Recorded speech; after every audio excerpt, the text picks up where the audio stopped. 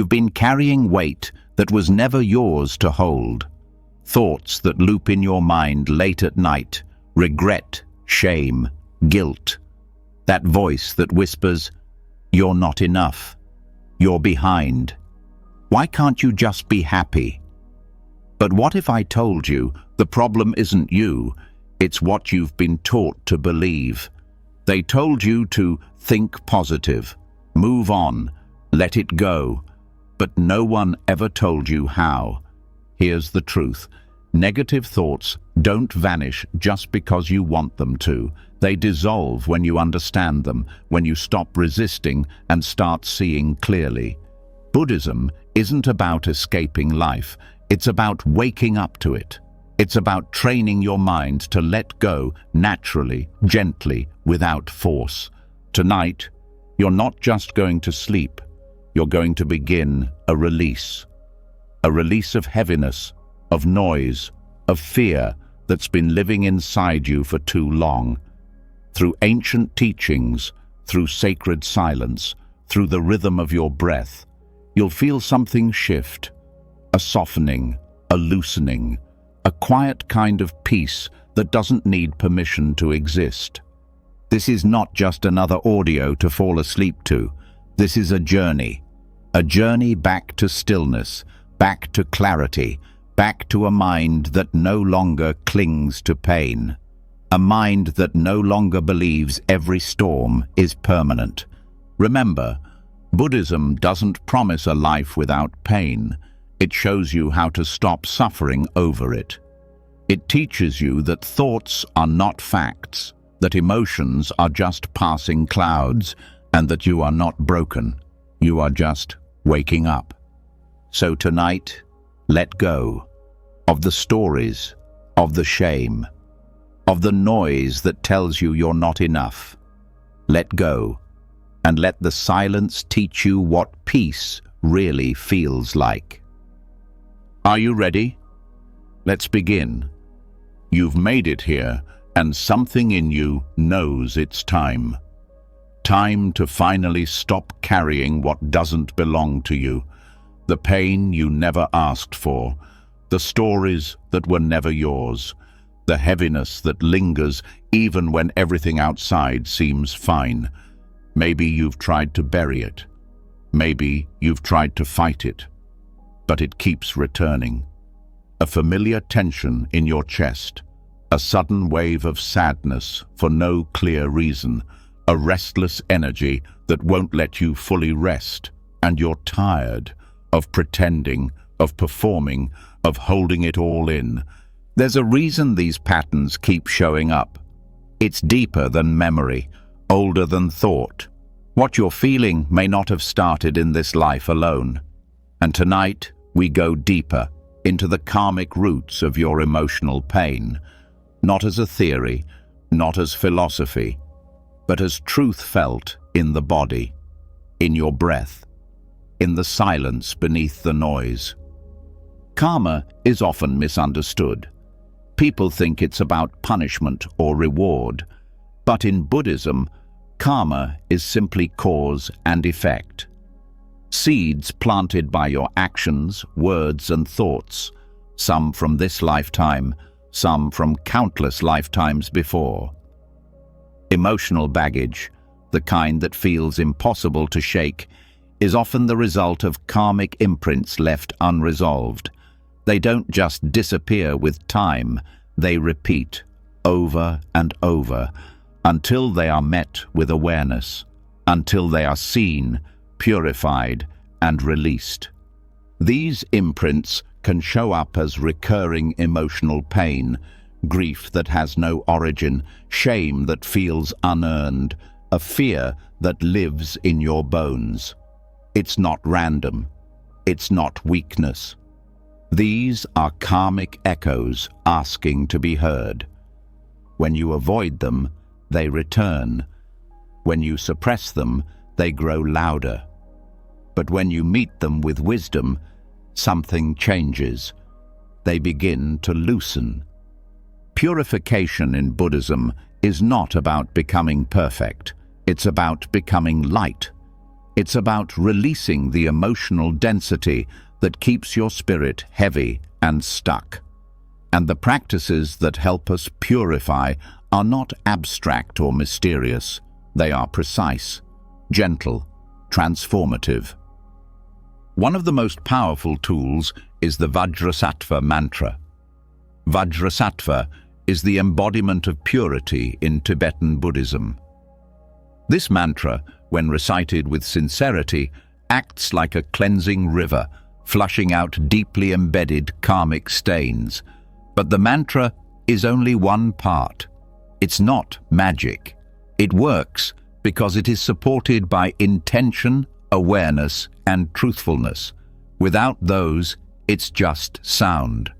Confession in Buddhism is not about guilt. It's not about shame. It's about telling the truth to yourself and to the universe, admitting where you've caused harm, acknowledging where you've ignored your own inner voice, where you've turned away instead of facing what was hard.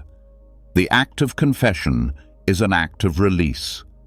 Because, as long as we hold our mistakes in silence, they grow into secrets that rot us from the inside. But confession alone isn't complete. The next piece is restraint, a commitment not to repeat the harmful action, not because you fear punishment, but because you choose freedom. Restraint is not repression. It's remembering your true nature and refusing to feed what pulls you away from it. It's choosing peace over impulse, choosing clarity over chaos. When you practice these three, mantra, confession, and restraint, you're not just healing the past. You're rewriting the future. You're closing loops that have followed you across lifetimes. You're making space for joy that doesn't come with guilt, for love that doesn't come with fear. Some karmic imprints are passed down, not just through lifetimes, but through families, through voices you inherited before you could speak, through pain absorbed in the womb, through patterns repeated so often they became identity. But identity is not fixed. Karma is not fate. What has been done can be undone. What was inherited can be transformed.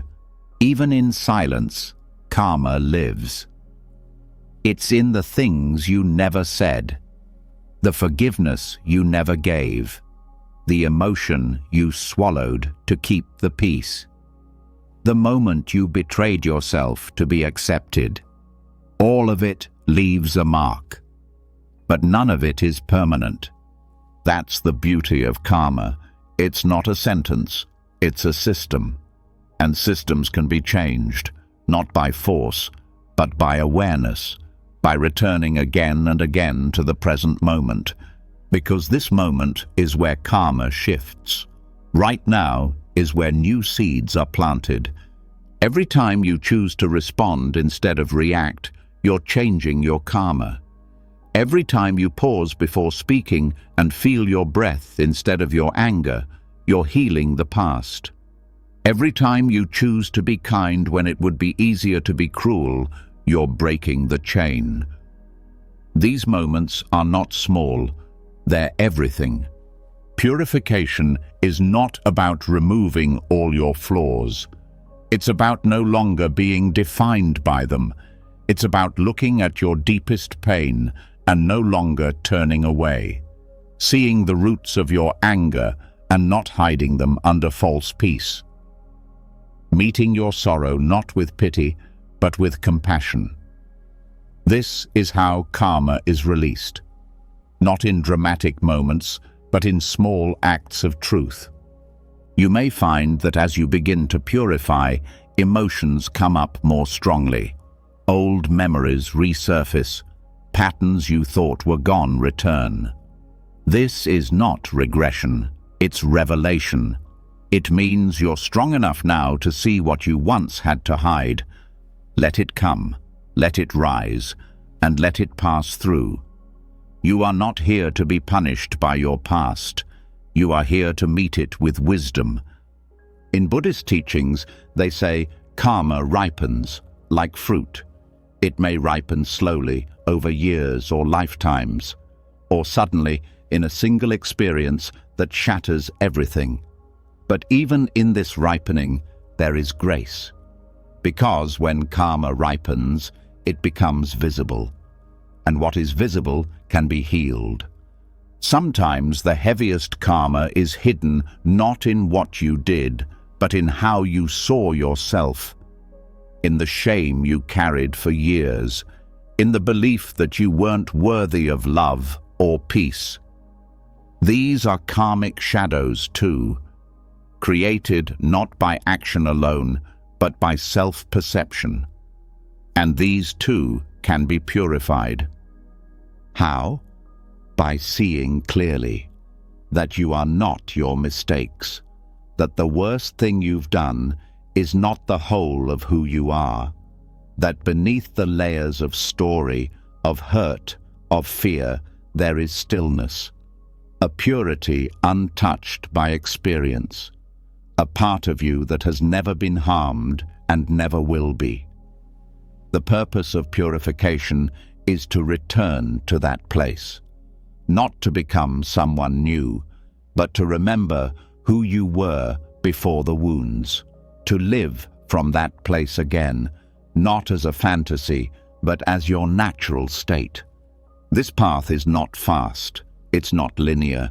You'll have days when the same thought comes back 100 times, nights where you feel like you've made no progress at all. But this is the nature of karmic release. It unfolds in spirals, not straight lines. What matters is not how fast you go, but how gently you return when you drift, how honestly you show up when it hurts. The bodhisattva mantra is one tool, but so is silence. So is sitting with your breath when it trembles. So is choosing not to act on every feeling. So is listening to your body, to your heart, to the moment. Each of these is a form of purification. Each is a door back to yourself. You might wonder, how do I know if I've really released karma? The truth is, you may not feel a lightning bolt or a sudden shift. You'll just start to notice the heaviness lifting. You'll wake up one morning and realize that the memory that once triggered you no longer does. You'll speak to someone who once hurt you and feel nothing but peace, not indifference, peace. That's how you'll know. And even if the pain returns, you'll meet it differently. Not with resistance, not with blame, but with curiosity. You'll see it as another layer rising to be seen. And that too is a sign of purification, because when pain no longer scares you, it no longer controls you. Everything you feel has a cause, but not every cause needs to continue. You are not bound by your history. You are not fated to repeat your suffering. You are capable of change, not just mentally, not just emotionally, but karmically. You can leave behind what no longer serves you, not by force, but by freedom. And freedom comes from understanding, from compassion, from letting go. There will be moments when you want to stop, when the weight feels like too much, when you question if any of this is working. Those are the most important moments to stay, because those are the moments the old patterns try to survive. They rise louder right before they break. Keep going. You are closer than you think. Karmic purification is not about escaping life. It's about being able to live it fully, to laugh without guilt, to cry without shame, to love without fear, to rest without the constant pull of unfinished emotional business. Tonight, your mind is quieting. The old stories are softening. The energy of pain is being seen, honored, and released. Not because you forced it, but because you listened. You are not broken. You are healing karmically. And that healing, slow, sacred, real, is the most powerful thing you can do. Not just for you, but for every life your life touches. And now that the karmic weight has started to lift, something inside you is shifting. The pressure is quieter. The grip of old patterns less tight. There's a little more space in your breath, in your chest, in your thoughts. But even as you soften into this relief, a deeper question rises. What am I without all this pain? Without the fear, the shame, the guilt I've carried for so long, what's left of me? This is where many people get stuck. When we release the story, we fear we'll disappear with it. The negative identities we wear, I'm broken, I'm not good enough, I always mess things up, feel familiar. They give us something to hold. But that something has also been hurting us. And now it's time to meet what lies beneath. At the heart of Buddhist wisdom is a simple, powerful truth. Everything you think you are is not what you really are. This is not meant to confuse or discourage, it's meant to free. Because the version of you that feels defined by shame, shaped by regret, paralyzed by fear, that version is a misunderstanding. You are not your thoughts. You are not your emotions. And you are certainly not the painful stories you've repeated in your mind. In Buddhism, this truth is expressed through the teaching of shunyata, emptiness. Not emptiness as in nothingness, not a void, but emptiness in the sense that things, including your identity, do not exist independently, permanently, or in the way you believe they do. Everything arises in relationship. Everything is conditioned. Nothing is fixed. You might feel sadness and say, I am sad. But that's not quite true. Sadness arises. It stays for a time. Then it fades. It is an experience, not a definition. The more closely you observe your emotions, the more you see this. They appear, they change, and they disappear. They are not you. They are happening to you, yes, but they are not your core. And when you stop clinging to emotions as personal or permanent, something amazing happens. They lose their power to control you. Shame may still arise, but it doesn't take over. Guilt may knock at the door, but it doesn't move in. You begin to see these experiences like clouds in the sky, passing shapes, not the sky itself. This is what freedom looks like. The concept of I is something we build. From childhood, we collect ideas. I'm good, I'm bad, I'm a failure, I'm a success. Every label sticks. Every wound adds a layer. Over time, we forget that these are labels at all. We believe them to be the truth. But what Buddhism reveals is that there is no solid I behind those labels. No fixed identity holding it all together. It's a bundle of memories, emotions, thoughts, and reactions, and all of them are always changing. This doesn't mean you don't exist. It means you don't exist in the way you've assumed. The feeling of I is strong. It feels real. But when you look closely, it's hard to find. Where is it? In your thoughts. Those change every moment. In your body. That's changed since the day you were born. In your name? That was given to you. What you find, when you really search, is that you are not a thing. You are a process. This realization doesn't make you vanish. It makes your suffering vanish. Because most suffering is rooted in clinging to a fixed identity. If you believe, "I am unlovable," every experience gets filtered through that belief. Someone cancels plans. Proof. A relationship ends. More proof. But what if that identity was never solid to begin with? What if it was just a passing idea you held for too long? By understanding emptiness, you begin to hold your identity more lightly. You can say, "I feel unlovable right now," instead of, "I am unlovable." That small shift is everything. It's the doorway from prison to freedom. In daily life, this teaching helps in the moments you least expect. When anger arises and you pause, noticing it as a wave, not your identity. When guilt shows up and you see it as a conditioned pattern, not your truth.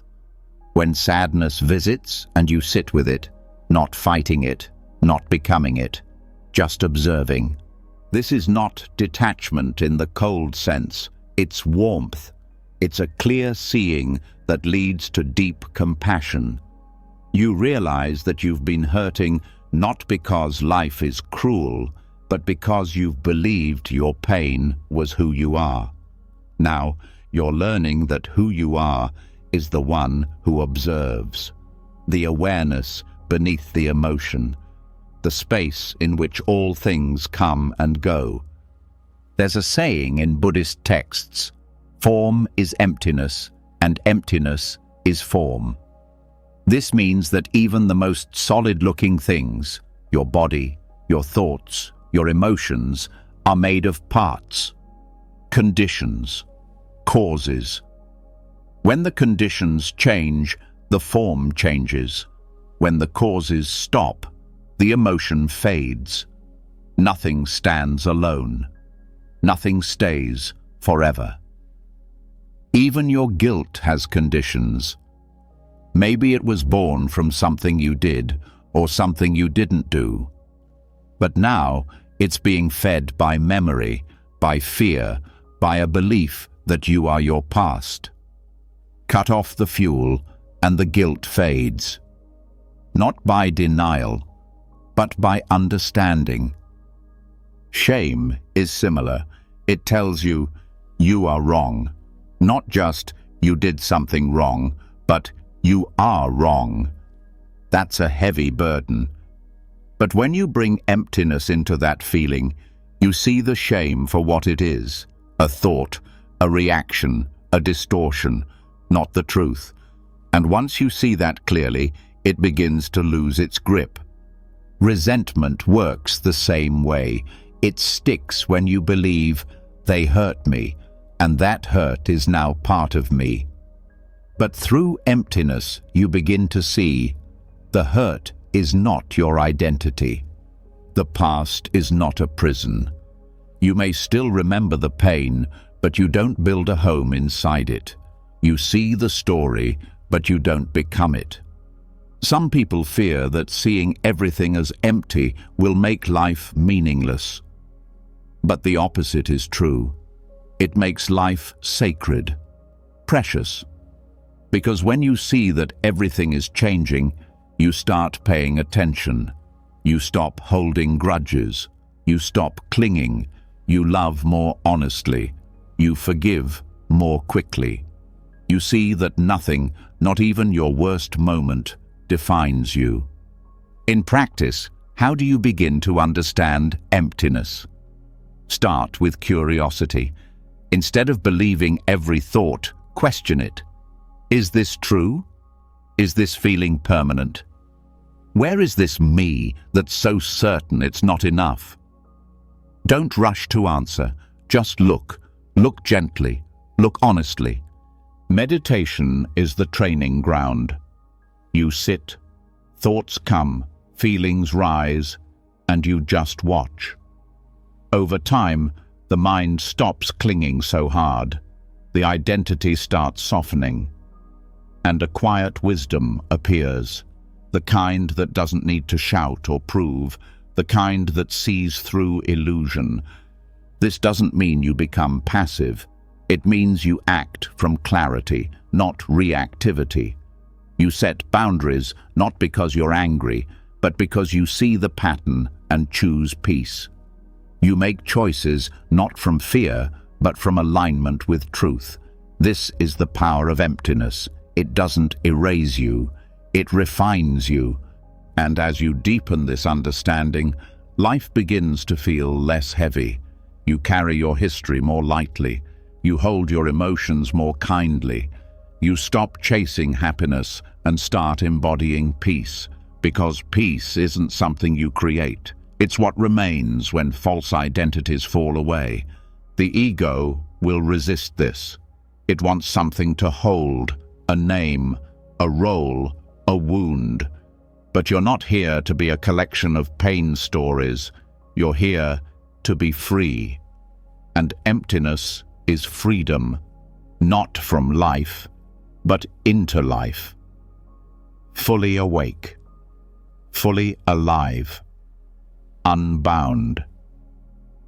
The teachings of emptiness are not for monks alone. They are for you, right here, lying down, heart open, mind softening.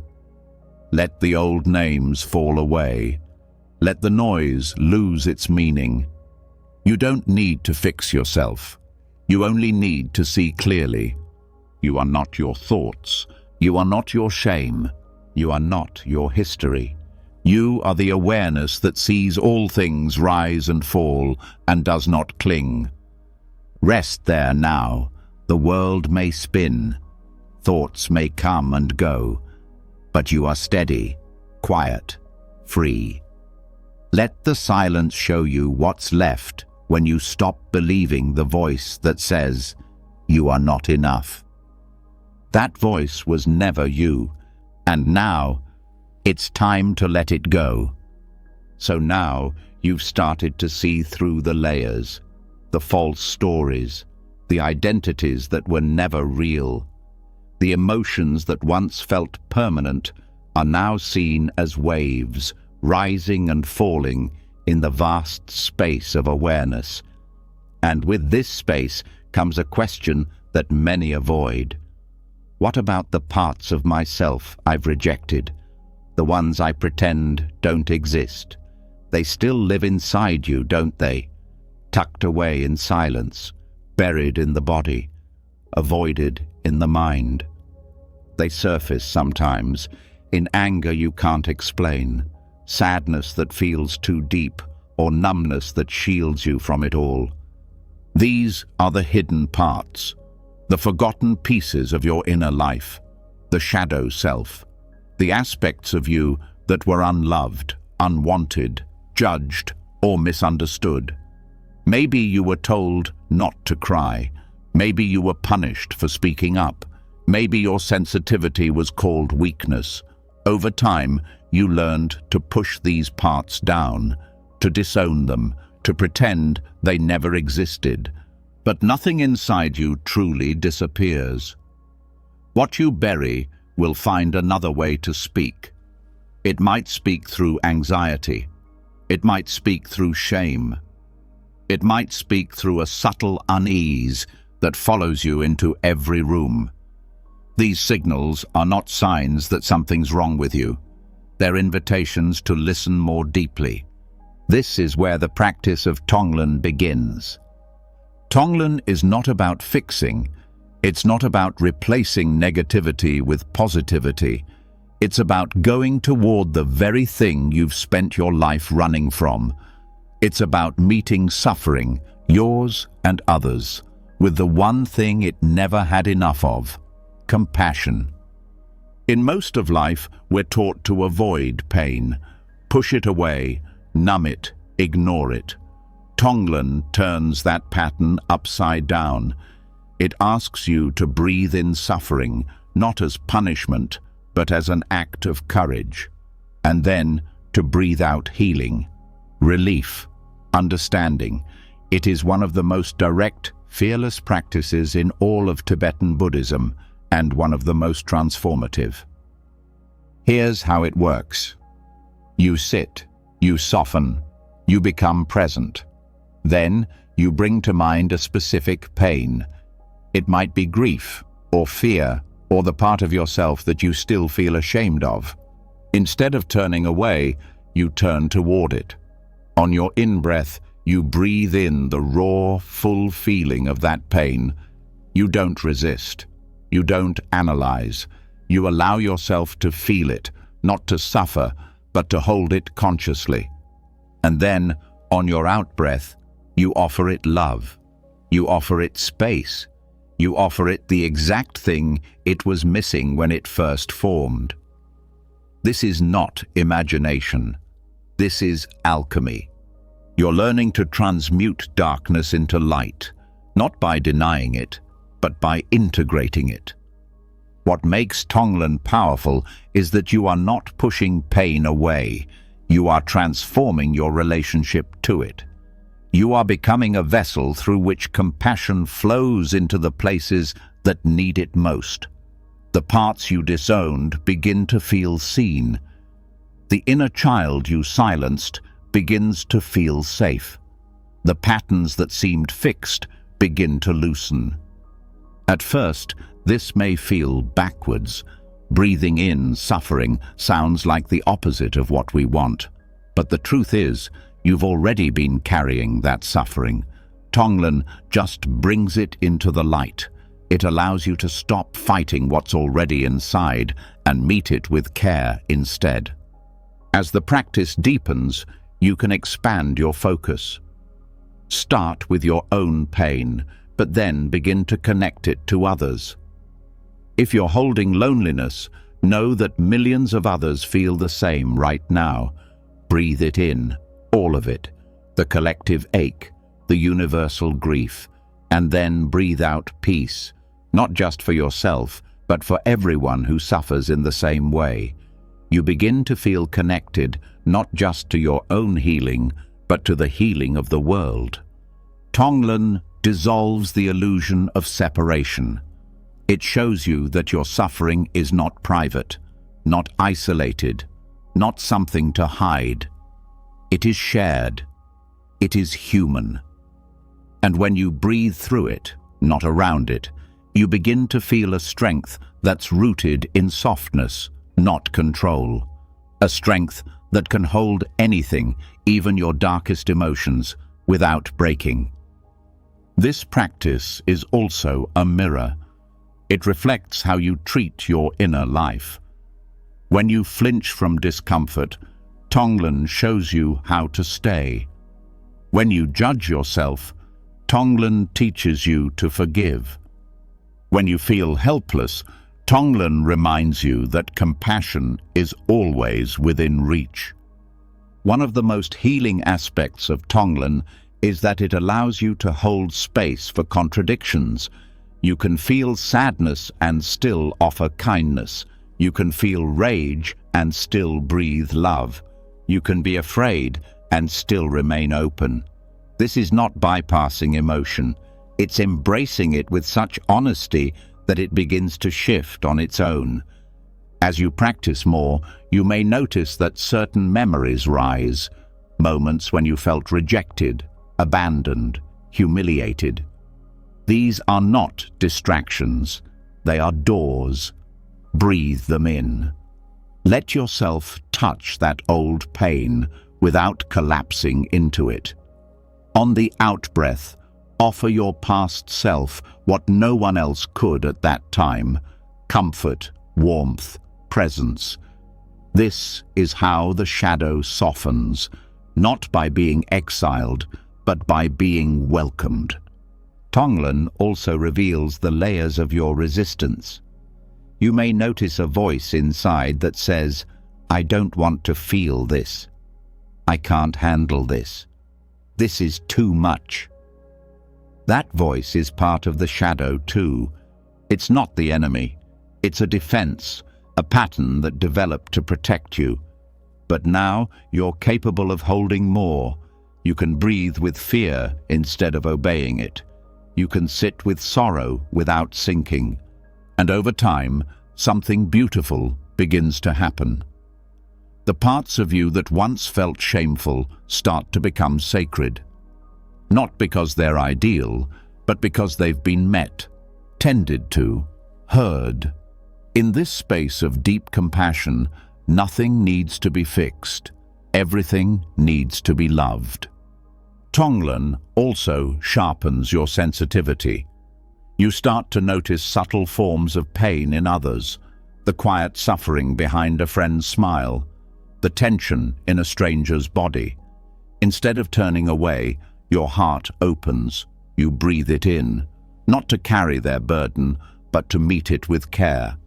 You begin to realize that compassion isn't just a feeling, it's a practice, a choice, a skill you can develop every day. It also dissolves judgment. When you breathe in the anger of someone else, you begin to see that beneath it is hurt. When you take in someone's defensiveness, you sense their fear. This doesn't mean you excuse harmful behavior, but it does mean you stop hardening your heart. You stay open without becoming weak. Tonglen also rewires your nervous system. It teaches you how to remain grounded in the face of emotional intensity. Instead of reacting, you respond. Instead of bracing, you breathe. And this changes how you relate to your own thoughts, to your memories, to your past. The most profound healing often happens in silence, in the quiet moment when you stop fighting what's inside and simply sit with it. Breathe it in, let it exist, and breathe out the love you once withheld. This is not fantasy. This is how you become whole. You don't need to understand every emotion to heal it. You just need to stop turning away. Tonglen is that act of turning toward. It says, I see you, I feel you, and I will not abandon you, again and again, breath by breath. Through this practice, the shadow becomes less frightening, because you no longer fear your own darkness. You meet it like an old friend who's been waiting. And in that meeting, something transforms, not just inside you, but around you. The world feels softer, people feel closer, and the pain that once defined you begins to feel like one part of a much larger story. A story that's still unfolding. Tonglen gives you back your power, not through control, but through compassion. And that power doesn't shout, it doesn't force, it simply remains, steady, kind, willing to feel. Keep breathing. The parts of you that were once exiled are listening now, and they are ready to come home. You've already taken powerful steps. You've met your shadow with compassion. You've stopped running from the parts of yourself that once felt too heavy to hold. You've breathed in suffering and breathed out light. But now there's something even more subtle, more constant, and just as powerful, shaping your life moment by moment. Your words. Not just the words you speak out loud, but the ones no one else hears. The words you whisper to yourself when no one is watching. The silent judgments, the casual cruelty, the inner dialogue you've gotten used to even when it hurts. The way you speak to yourself becomes the air you live in, and if that speech is harsh, your world becomes harsh. If that speech is poisoned by self-hate, fear, or criticism, you breathe that poison every day without realizing it. Most people underestimate the power of language, but in Buddhism, speech is sacred. It's not just communication, it's karma in motion. Every word shapes your mind. Every sentence reinforces a belief. Speech carries intention. It carves grooves in the heart. It builds the inner world you live in. The Buddha understood this deeply. That's why right speech is one of the 8 pillars of the Noble Eightfold Path. It's not a suggestion, it's a foundation. Because without purifying speech, both inner and outer, no other practice can take root fully. The mind may meditate, the body may sit still, but if the mouth speaks harm, the heart cannot rest. To cleanse internal negativity, you must first learn to hear yourself clearly. Not just what you say to others, but how you speak to yourself when you fail, when you feel afraid, when you feel unworthy. Do you respond with kindness, or do you attack yourself with the sharpest words? This self-talk becomes a habit, a script, and if it's filled with blame or shame, you start living inside a narrative where nothing is ever good enough, not even you. This is where mindful speech begins. It starts by listening, observing the automatic thoughts that come up when something goes wrong, noticing the tone you use with yourself, the phrases you repeat without thinking. Every time you say, "I always mess up," you're planting a karmic seed. Every time you say, "I'm so stupid," you're reinforcing a mental pathway that makes it harder to feel peace. Mindfulness teaches you that you don't have to believe these words. You don't even have to speak them. You can pause, you can feel the emotion rise, and choose silence. You can replace judgment with curiosity. This is not about pretending everything's fine.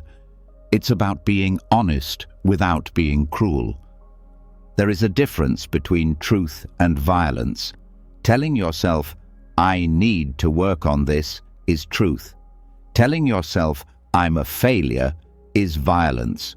The second creates wounds. The first creates space to grow.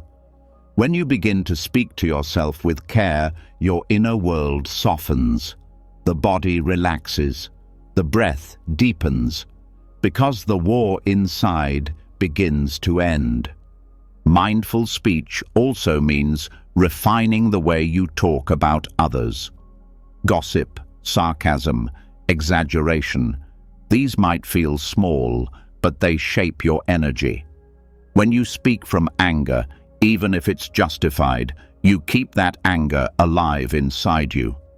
When you mock or belittle, even as a joke, you dim your own light. Speech is never just about the listener. It's a mirror. It shows you what's living in your heart. Right speech is defined in Buddhist texts as avoiding lies, divisive speech, harsh speech, and idle chatter. But these aren't rigid rules. They're guidelines for liberation. Because each kind of harmful speech creates specific forms of suffering. Lies create confusion, not just for others, but for yourself. The more you lie, even small lies, the more fragmented your inner life becomes.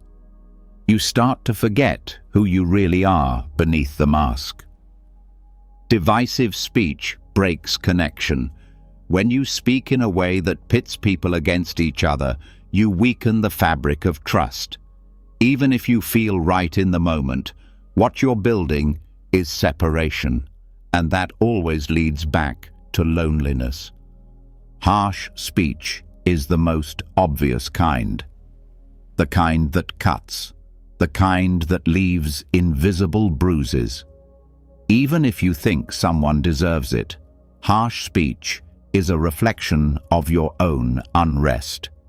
It pours gasoline on the fire. It never brings peace. Idle chatter seems harmless, but it drains your energy. It keeps the mind restless, fills the space where silence might have taught you something deeper. Every time we speak without awareness, we scatter our attention. We move further from the present. By practicing mindful speech, you begin to reverse these patterns. You speak more slowly. You choose words that build instead of break. You say less, but what you say has more weight, more care, and the inner speech, the one that runs constantly in the background, starts to follow the same path, slowly, gently, but certainly. You start to hear yourself say, "It's okay," when you make a mistake. "I'm learning," instead of "I'm failing." You catch the old patterns and soften them. You replace attack with understanding. And in doing this, your mind becomes a kinder place to live. This change doesn't happen overnight. Years of self-criticism can't be erased with one moment of mindfulness. But every time you pause before speaking, you shift direction. Every time you choose a different word, you lay a new foundation. One of the most helpful ways to cultivate this awareness is through the practice of noble silence. Spend time each day not speaking, not to others, and not to yourself. Let the mind settle. Let the habitual inner voice grow quiet. In that stillness, something else appears. Presence, clarity, a deeper knowing that doesn't rely on words. When you return to speech after silence, you do so with more care. You feel the weight of each word. You stop wasting them. Another powerful technique is journaling. Writing down your thoughts, especially the ones you don't say out loud, helps you see the patterns more clearly. You might discover phrases you use repeatedly, especially when you're upset. When you see them on paper, you can question them.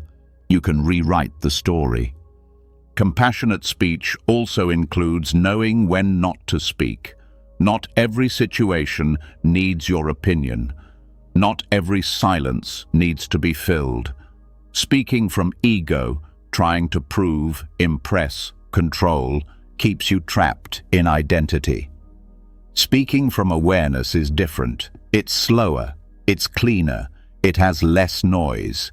This also changes your relationships. When you speak with kindness, people feel safer around you. When you listen deeply, people feel seen. And when you no longer speak harm to yourself, you stop expecting others to hurt you. You teach the world how to treat you by how you treat yourself. This is not about being perfect. It's about being honest without being hurtful, about being clear without being cold. It's about using your voice to heal, not to harm. That includes the voice inside your own head. The karmic effect of speech is subtle but profound. Every word either strengthens your suffering or dissolves it. There is no neutral. When you gossip, you feel more disconnected. When you lie, you feel more anxious. When you speak with anger, you carry that anger with you. But when you speak truthfully, kindly, clearly, you plant seeds of peace that bloom far beyond that moment. You might not see the effect right away, but over time, your whole life begins to shift. Your mind grows quieter, your body feels safer, your relationships become more real. Because when your words reflect clarity, your world reflects harmony. Speech is not just expression, it's creation. And now that you know this, you can no longer speak carelessly. You are creating your reality with every sentence. Speak as if the world is listening, because it is. Let your speech cleanse you. Let it lift you. Let it become a bridge between your heart and the world. No more violence, no more shame. Just truth. Spoken gently, lived fully. And when the old voices return, and they will, you'll know how to meet them, not with fear, not with silence, but with new words. Words shaped by wisdom, by practice, by presence. Keep speaking like that, and watch everything change. You've started to hear yourself differently. The voice that once attacked now hesitates. The inner critic grows quieter. You've seen how words shape your world, how silence can heal what noise could never reach. But beneath the surface of speech, beneath even your thoughts, there is something more foundational waiting to be understood. It's what sits at the core of your heaviest emotions, what quietly fuels your restlessness even when things appear calm. It's suffering, not just the pain of what happens, but the pain of how we hold it. Most people spend their lives trying to avoid suffering. They run from it, deny it, distract themselves. But in Buddhism, suffering is not something to flee. It's not a flaw, it's a gateway. The first noble truth doesn't ask you to like suffering, it asks you to recognize it, because until you do, it controls your life from the shadows. The word dukkha is often translated as suffering, but it means more than that. It refers to the unease that runs through life itself, the feeling that something is off, incomplete, unsatisfying. Even in good moments, there's a subtle tension, a sense that it won't last, that something is missing. This discomfort isn't proof that life is broken. It's a sign that clinging is happening, wanting things to stay the same, wanting pain to disappear, wanting control in a world that moves on its own terms. But here's the turning point. Suffering can be transformed. It can be used, not to harden you, but to open you, not to define you, but to wake you up.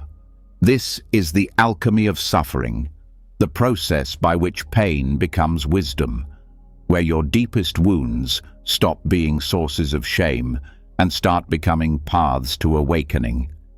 This transformation begins the moment you stop asking, "Why is this happening to me?"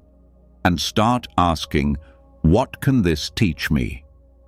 That shift in question turns the whole experience inside out. Pain doesn't shrink from this question, it reveals itself. It starts to show you the root, the habit, the grasping that led to the wound. This isn't about blaming yourself. It's about reclaiming the power to see clearly. Wisdom doesn't come from avoiding difficulty. It comes from meeting it with attention, with honesty. Every time you sit with pain without numbing it, you learn something about your patterns, your attachments, your expectations. This is not theory. It's real-time self-awareness, the kind that changes your wiring. Trauma, too, becomes part of this path.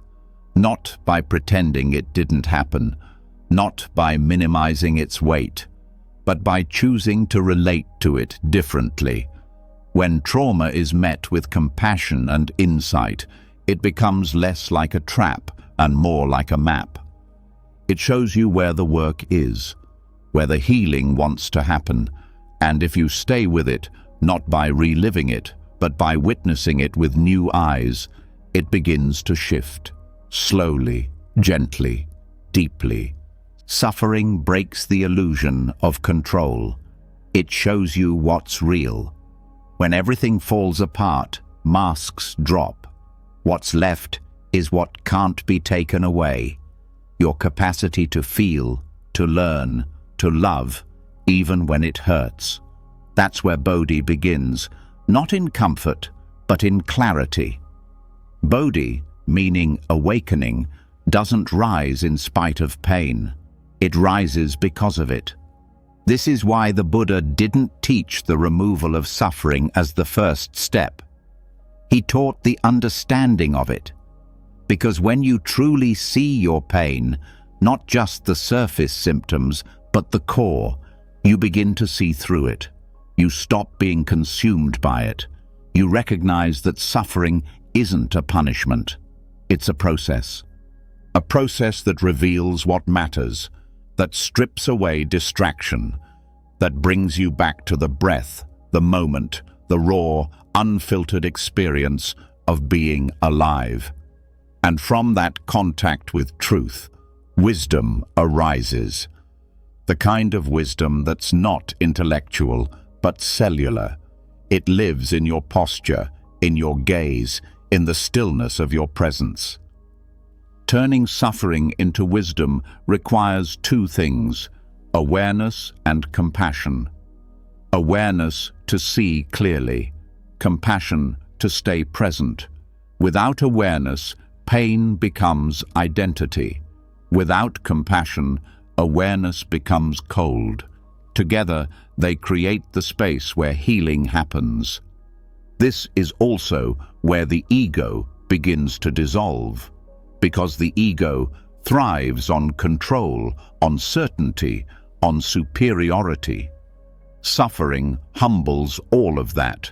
It breaks the idea that you are separate, that you are untouchable, and that breaking is not the end, it's the opening. The broken places are where light enters, where you stop pretending, where you stop reaching for perfection and start becoming real. And when you become real, others feel safe to do the same. Your healing helps theirs, not by fixing them, but by showing them that it's possible. This transformation doesn't erase pain, it reframes it. You start to see that the most painful parts of your life were not empty. They were full of insight, buried beneath the resistance, beneath the fear. Every disappointment showed you an attachment. Every heartbreak revealed a truth. Every loss taught impermanence in a way no book ever could. Some lessons can only be learned through suffering, not because suffering is noble, but because it removes the distractions that keep you asleep. It wakes you up to the fragility of life, to the urgency of presence. And once you see that clearly, your priorities change. What once seemed important now feels empty. What you used to ignore now feels sacred. You stop wasting time. You speak more directly. You feel more deeply. You hold grief and gratitude in the same breath. Because you've seen how fast things fall apart, how quickly life can shift. This isn't fear, it's awareness. And with awareness comes tenderness, for yourself, for others, for every being moving through their own invisible storm. This is where compassion becomes instinctive. When you've suffered, you recognize it in others, not with pity, but with understanding. You don't need to explain it. You just show up differently. You become a safe space, not because you've solved everything, but because you've learned how to stay present with what hurts. This is the gift of suffering transformed. Not comfort, not closure, but openness. A heart that no longer needs to protect itself with armor. A mind that no longer runs from what's uncomfortable. A spirit that meets life as it is, not as it was supposed to be. You stop seeing yourself as broken. You start seeing yourself as whole, precisely because of what you've lived through. The cracks didn't destroy you. They shaped you.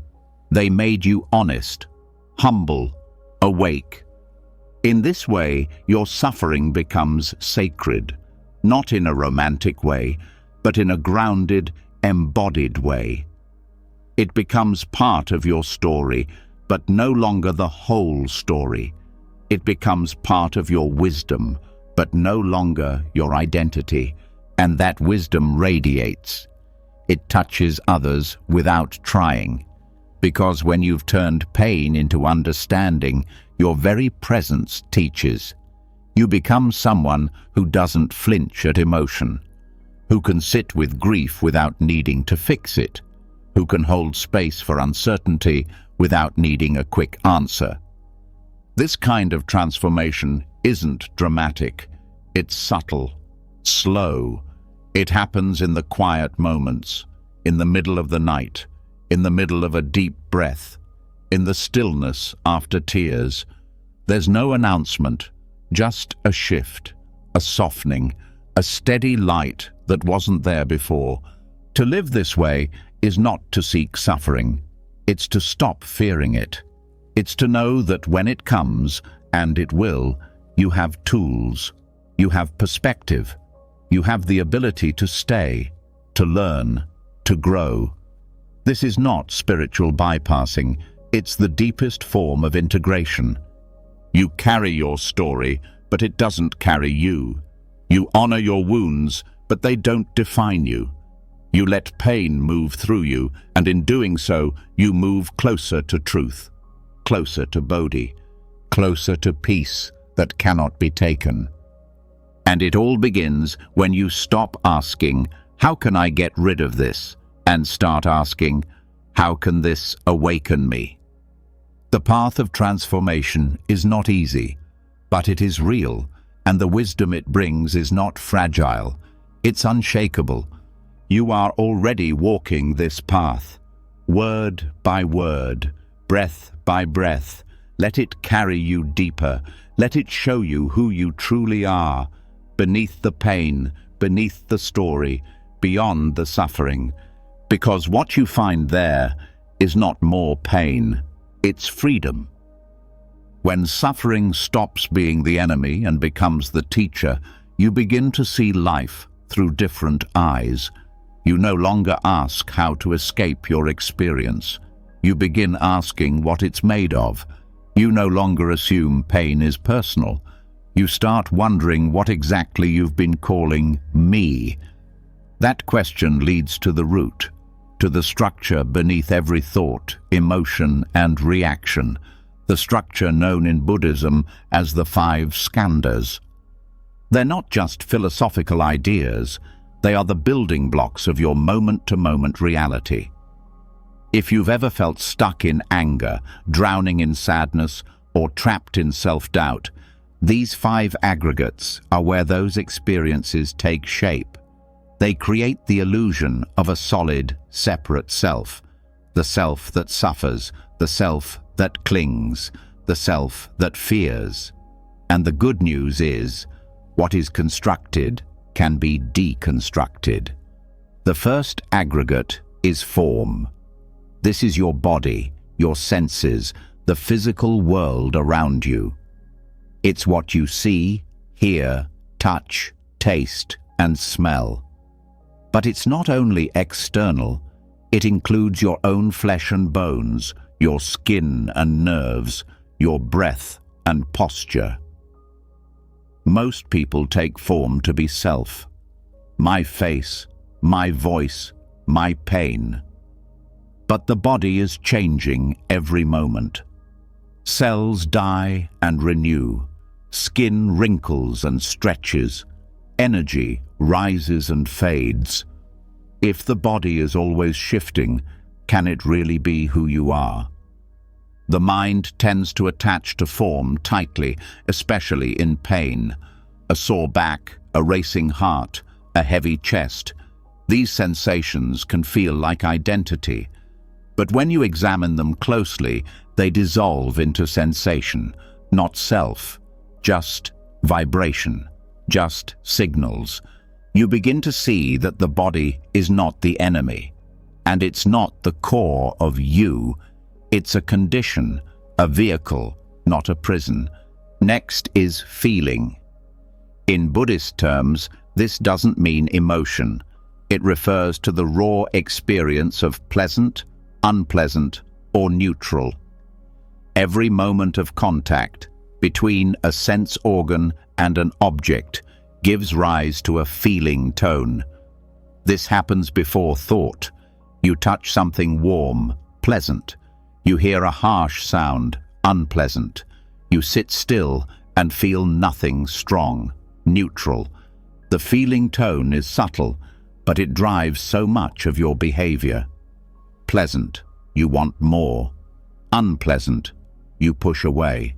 Neutral, you ignore. That cycle runs beneath your awareness all day long, but once you see it, you can pause. Instead of automatically reacting, you feel the tone without clinging. You don't chase pleasure or resist discomfort. You meet each feeling with clarity, not compulsion. Then comes perception. This is the process of recognizing and labeling. You see a shape and name it. You hear a tone and classify it. Perception organizes the world, but it also limits it. Because once something is labeled, your mind stops seeing it clearly. It becomes fixed in meaning. That face is my enemy. That voice is my critic. That look is rejection. Perception turns fleeting events into solid identities, and those identities become burdens. If you misperceive someone's silence as judgment, your whole emotional state shifts. But if you recognize perception as just another process, you can loosen its hold. You can ask, is this what's really happening, or is this just a mental habit? This doesn't erase perception, it makes it flexible. It stops it from becoming a cage. The fourth aggregate is volition, also called mental formations. This includes intentions, habits, desires, judgments, and reactions. It's the momentum of your karma playing out in the mind. Volition includes all the subtle pushes and pulls that move you, like the urge to speak, the drive to please, the fear of failure. Most of what we call personality lives here, and much of it is automatic. You feel triggered and you snap. You feel hurt and you retreat. But when you observe volition directly, you start to see its mechanics. You begin to notice how every reaction is shaped by past conditions, and that realization creates a space. In that space, freedom begins. Volition is not destiny. It can be reshaped, but only if you see it clearly. Only if you stop identifying with every impulse. You are not your reactivity. You are the awareness that sees it. When that becomes real, even long-standing patterns begin to shift. The final aggregate is consciousness. This isn't awareness in the ultimate sense. It's the momentary knowing of an object through a specific sense. Eye consciousness when seeing, ear consciousness when hearing, mind consciousness when thinking. It's the stream of knowing that flows without pause, but this consciousness depends on conditions. Without an object, there's no knowing. Without a sense base, there's no contact. Consciousness, too, is empty of self.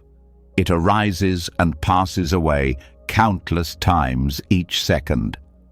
And yet, we cling to it. We take it as proof of an inner observer, a thinker, a doer.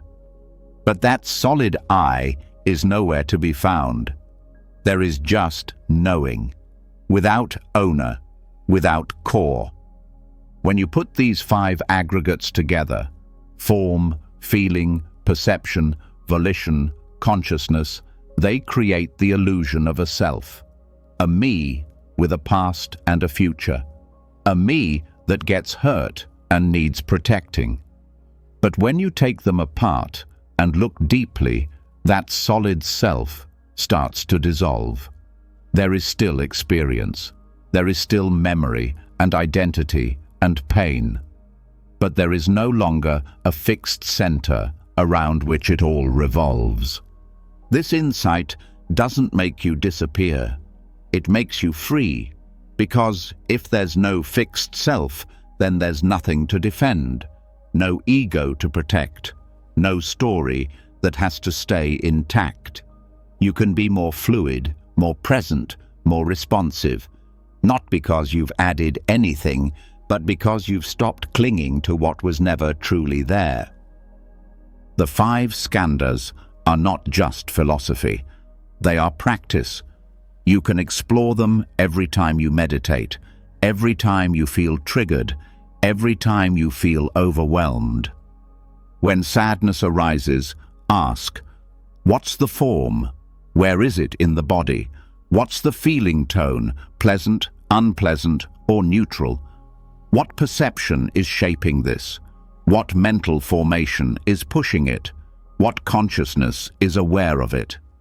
Each layer reveals more. Each question takes you closer to the root.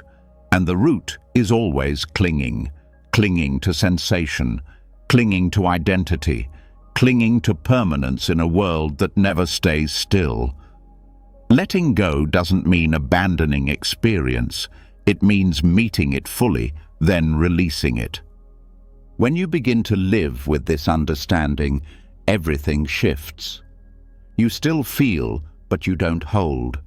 You still experience pain, but you don't become it. You still walk through the world, but without the constant weight of self-concern. This is not numbness. It's intimacy without attachment. It's clarity without tension. Even conflict changes. Someone criticizes you, and you notice the reaction rising. You feel the body tighten, the unpleasant tone, the old perceptions, the mental formations. You see the whole process, and in that seeing, the ego softens. The need to defend or attack dissolves. You respond from presence, not pattern. This is how suffering ends, not by escaping it, but by seeing through it. The 5 skandhas don't remove pain. They show you that pain is not personal, that it arises from conditions, that it passes when the conditions change. This insight isn't cold, it's liberating. It allows you to love without fear, to feel without drowning, to live without needing everything to go your way. The ego wants to be special, right, protected, and every time life contradicts that, it suffers. But when the ego is seen as a bundle of changing aggregates, it no longer has to be taken so seriously. You stop feeding it with every thought. You stop defending it with every word. And slowly, the space it once occupied is filled with peace. This is not detachment from life. It's full engagement without the burden of me. It's feeling every emotion, touching every moment, but not adding the extra layer of clinging. It's doing what needs to be done with clarity, not for ego gain. That clarity is rare, but it is possible. And it begins with awareness of what you are made of, not as a soul, not as a fixed self, but as a flow.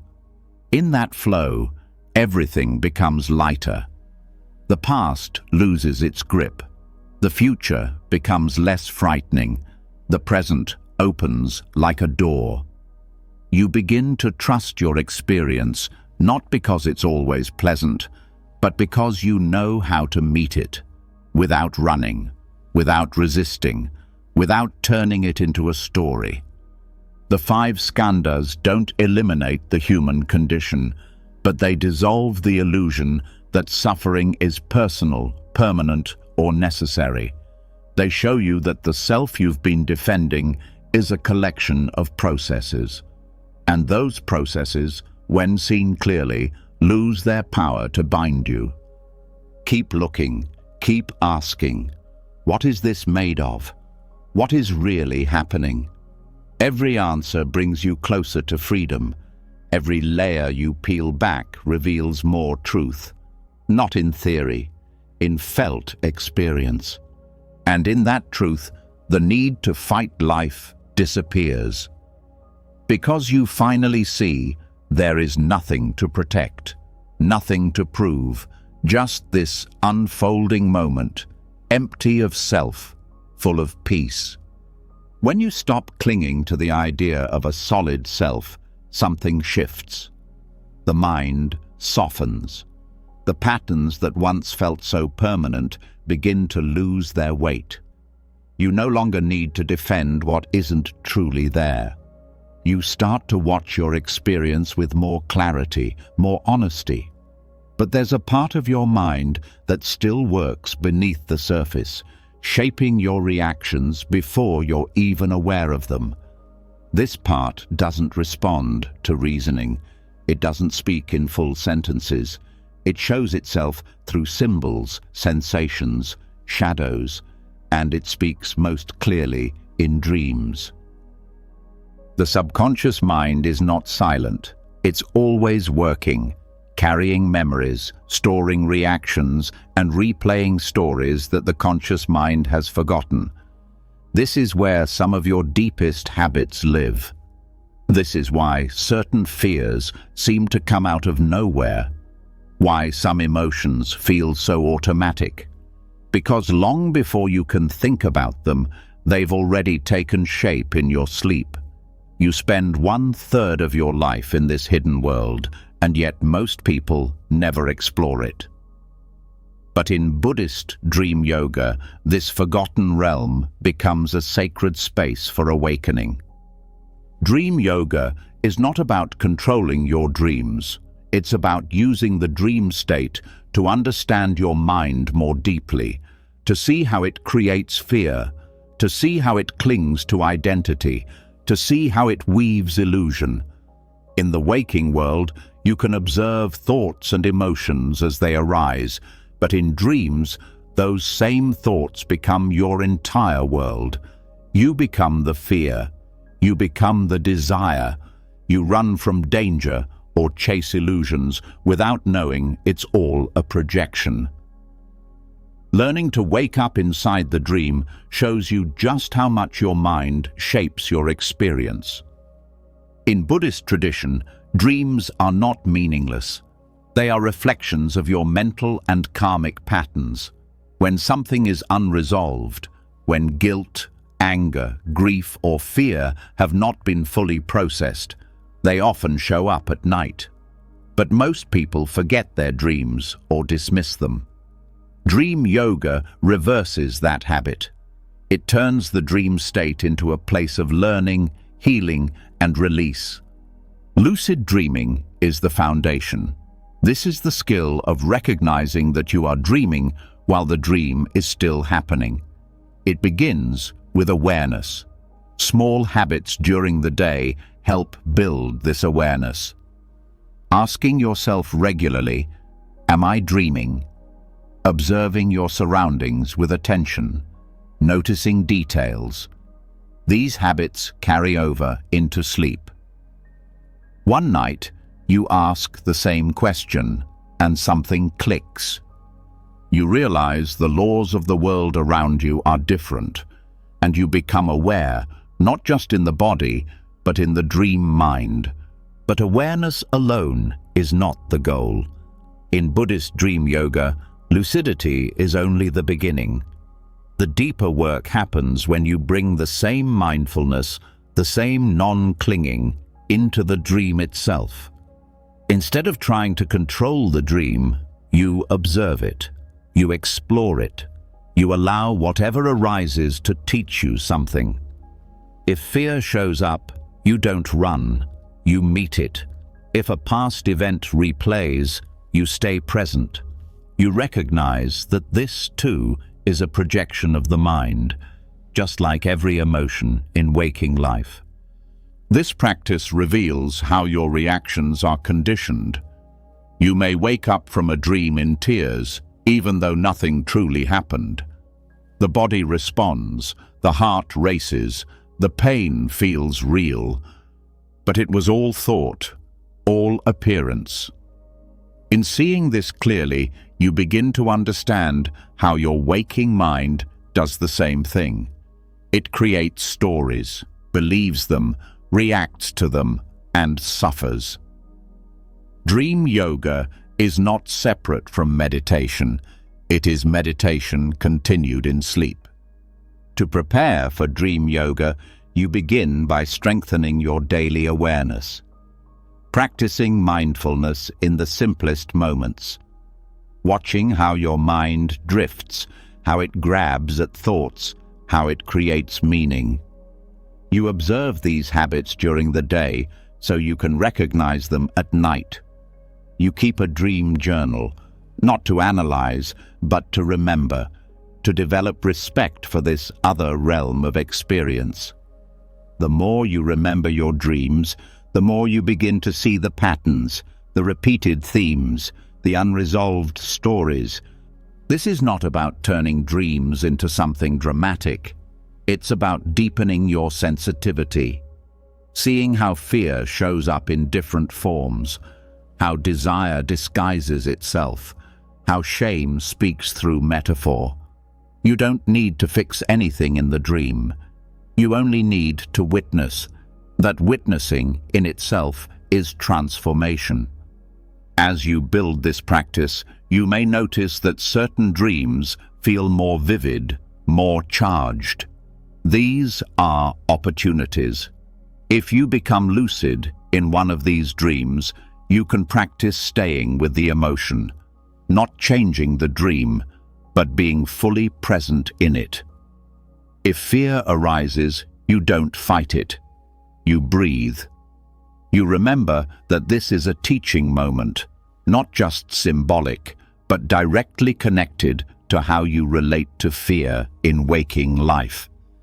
Dream yoga also works with visualization before sleep, recalling the day, releasing regret, forgiving yourself, setting the intention to stay aware. This gentle preparation helps soften the mind and open it to more clarity during sleep. Over time, you begin to fall asleep with mindfulness, not clinging to thought, but resting in awareness. This is the threshold between waking and dreaming. And when awareness carries through, you begin to wake up inside the mind's deepest spaces. This awareness doesn't make you cold, it makes you free. Because when you've trained yourself to recognize illusion in dreams, you start to see illusion in daily life. You start to recognize how much you assume, how much you fabricate, how much suffering is created by believing everything the mind presents. And in that recognition, there's release. One of the most powerful aspects of dream yoga is how it reveals your hidden conditioning.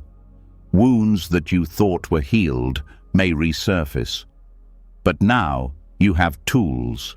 You know how to stay. You know how to observe. You no longer fear these old feelings because you faced them in the raw, honest space of the dream. And that facing gives you confidence.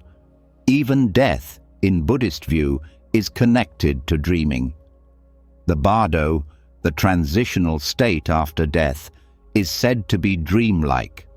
The mind continues, projecting reality from habit and karma. Learning to stay awake in dreams is seen as preparation. So you can stay awake in the bardo.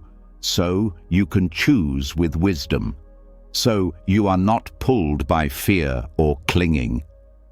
The way you meet your dreams becomes training for how you meet death and how you meet every moment of change. But dream yoga is not only preparation, it is liberation here and now, because the insights you gain don't stay in the dream. They carry into the way you speak, the way you feel, the way you relate. You begin to let go more easily, to respond with less fear. You start to wake up, not just at night, but in the middle of your life. This is not about escaping the world. It's about understanding it, seeing how the mind shapes experience, seeing how perception filters everything. When you truly know that, down to your bones, Nothing can hold you the same way. Not anger, not grief, not judgment. Because you've watched those things arise and dissolve. You've seen them for what they are. You can't fake this insight. It has to be lived. And that's why dream yoga is so important, because it gives you another field of practice, a whole other world in which to train. You don't have to wait for ideal conditions. Every night you have another chance to see clearly, to wake up. The most powerful teachers often say, "What matters is not what appears in the dream, but how you relate to it." The monster is not the problem, it's the reaction. The beauty is not the problem, it's the clinging. The story is not the prison, it's the belief. Every dream is a mirror, every dream is a lesson. When you become still enough to see this, you stop trying to control, you stop trying to escape, you open to everything with the same heart, the heart of awareness. And that heart does not judge, it does not run, it simply knows. Let the dream world become part of your practice. Let it teach you, let it show you where your fear still lives, where your heart still closes. Not so you can feel ashamed, but so you can open. Every night becomes an invitation, every dream becomes a doorway. You are not limited to waking consciousness. You are not limited to logic. You are a field of awareness, and that awareness extends beyond what you've been taught to call real. Train in it. Trust it. Let it carry you deeper into the truth, because the truth is not bound by the sun or the clock. The truth follows you, even in sleep. And now, you're learning to follow it back. When you begin to wake up inside your dreams, when you start to see how much of life is shaped by unconscious habit, something unexpected often rises to the surface. It's not just your own patterns, not just your own voice. It's something older. A heaviness that didn't start with you. A reaction that doesn't match your personal story. A sadness or fear that seems to belong to someone else. These hidden traces don't always come from your life. They're carried in your blood, your memory, your name. In Buddhism, this is not superstition, it's lineage karma. You inherit more than genes. You inherit habits of thought, emotional responses, patterns of fear, coping mechanisms, and internalized beliefs passed through generations. These are the unseen threads that influence your reactions before you even know why. Sometimes the tightness in your chest, the hesitation in your choices, the shame you can't trace to any clear memory, it all points to something older. These aren't just your burdens, they are echoes of what came before you. Buddhist teachings don't see this as a curse. It's an opportunity. The pain that reaches you through your lineage is not asking to be ignored, it's asking to be healed, and not just for you, but for all those who came before and all those who will come after. Rituals in Tibetan and Zen traditions offer a profound response to this inherited weight. They don't try to erase the past. They honor it. They give form to what's been forgotten. They create space where grief, gratitude, and release can coexist. These rituals don't live in theory. They live in breath, chant, incense, water, fire, earth. They bring the intangible into something you can touch, see, and feel. In Tibetan Buddhism, one of the most powerful practices for releasing karmic burdens is the sur offering. This ritual involves burning fragrant substances, typically combined with mantra recitation, and offering the subtle scent to beings in all realms, including ancestors, wandering spirits, and those who remain stuck in karmic confusion. The offering is not just physical, it is emotional, mental, energetic. You give from the heart. You acknowledge what was unresolved, unspoken, or unloved. You say to the past, "I see you, I honor your pain, and I choose not to carry it further." The Sur offering becomes a bridge between worlds, a moment where the present touches the past with awareness, where karma, instead of being passed on blindly, is met with compassion and consciously transformed. You are not asking ancestors to change, you are offering them peace through your own awakening. In Zen traditions, the practice of ancestral veneration is often quiet and subtle. It's woven into daily rituals, seasonal ceremonies, and memorial chants. Chanting names, lighting incense, bowing before photographs. These small acts carry deep meaning. They remind you that you are not alone in your journey. You are part of a continuum. And in remembering those who came before, you begin to understand your own emotional inheritance with more clarity. Zen emphasizes the importance of remembering without attachment. You do not cling to the past. You bow to it. You express gratitude even for those who caused harm, not to excuse them, but to free yourself from hatred. In doing so, you begin to understand that every unresolved wound left by those before you now lives as a choice in your own behavior. What you do with that choice determines whether it becomes another repetition or a turning point. Buddhist funeral and memorial practices also help the living release the emotional weight of unresolved grief. These rituals are not just for the deceased, they are for those who remain. To bow, to chant, to make offerings is not only to send merit, it is to clear the channels within you, channels where resentment may still flow, where silence may still hurt. These rituals do not fix the past, they liberate the present. You don't need to be part of a monastery or temple to engage in these practices. A simple altar in your home, even just a candle lit with sincere intention, can become a sacred place of release. Speak the names of those who shaped you. Speak even if your relationship was painful. Speak even if you never knew them. There is no hierarchy in the emotional body, only what is acknowledged and what is ignored. Healing begins the moment you stop pretending you are separate from what you inherited.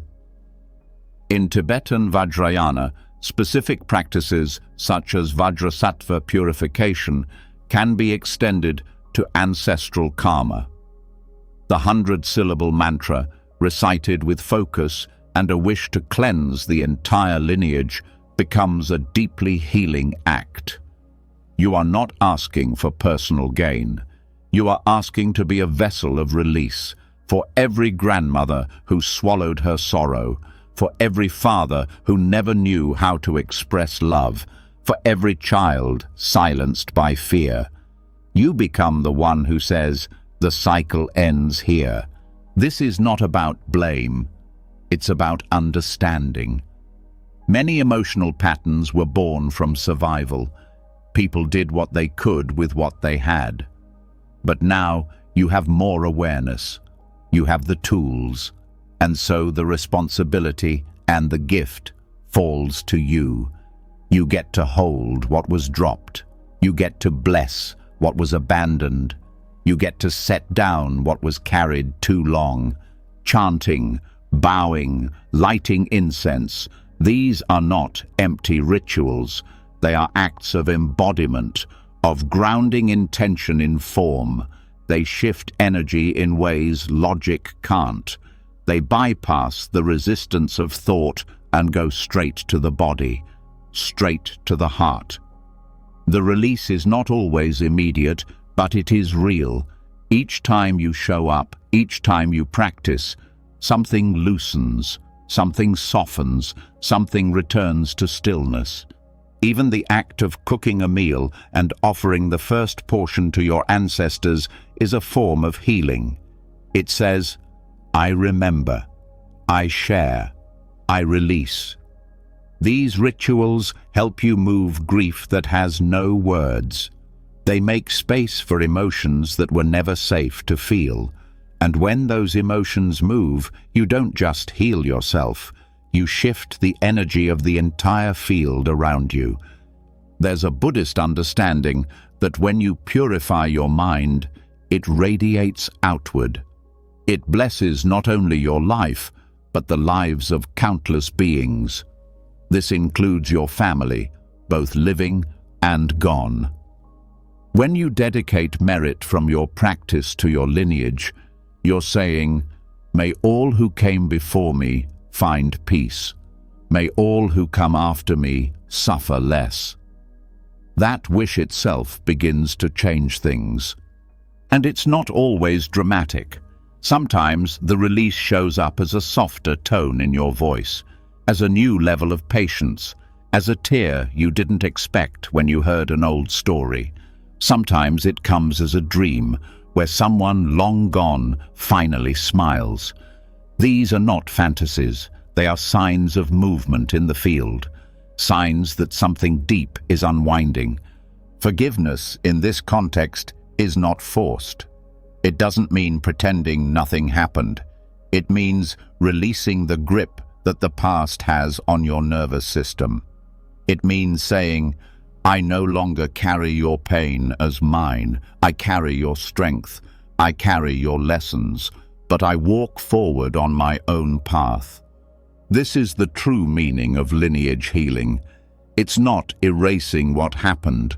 It's integrating what was left unfinished. It's giving your ancestors the gift of your presence, of your mindfulness, of your refusal to repeat the same harm, even when the patterns are strong. And these rituals, however simple or complex, become containers for that transformation. They give you something to do with your hands, your voice, your breath, so that the healing doesn't just stay in your mind, it becomes part of your life. This path is not about becoming perfect. It's about becoming free. Free to love your family without being bound by their pain. Free to honor your roots without being defined by their shadows. Free to live without dragging the unspoken grief of generations behind you. Every step you take in awareness, every breath you offer in compassion, every word you dedicate to those who could not speak, this is the work. This is the ritual. This is how you heal what you did not create, but have the power to release. Let the past speak. Let it rise. Let it move through you, and then let it go. Because healing forward always begins by healing backward. And the peace you bring to your lineage is the peace that will echo into the lives of those not yet born. When you begin to release the burdens inherited from those who came before, your path begins to feel lighter. Not because life becomes easier, but because your relationship to the past changes. You stop carrying what was never meant to be carried alone. And now, something else becomes clear. Letting go is not just about history. It's about this moment, this breath, this continuous unfolding of beginnings and endings. Life doesn't pause between transitions. It moves, and you are constantly asked to let go, to release not just the past, but each version of yourself as it passes. In Buddhist teachings, this is the wisdom of the bardo. The word bardo means in between. It is often spoken of in relation to death, the state between one life and the next. But the deeper understanding is much broader. Every moment of change is a bardo, every ending, every loss, every shift in identity. You go through dozens of bardos in a single day, from waking to sleeping, from joy to sadness, from one breath to the next.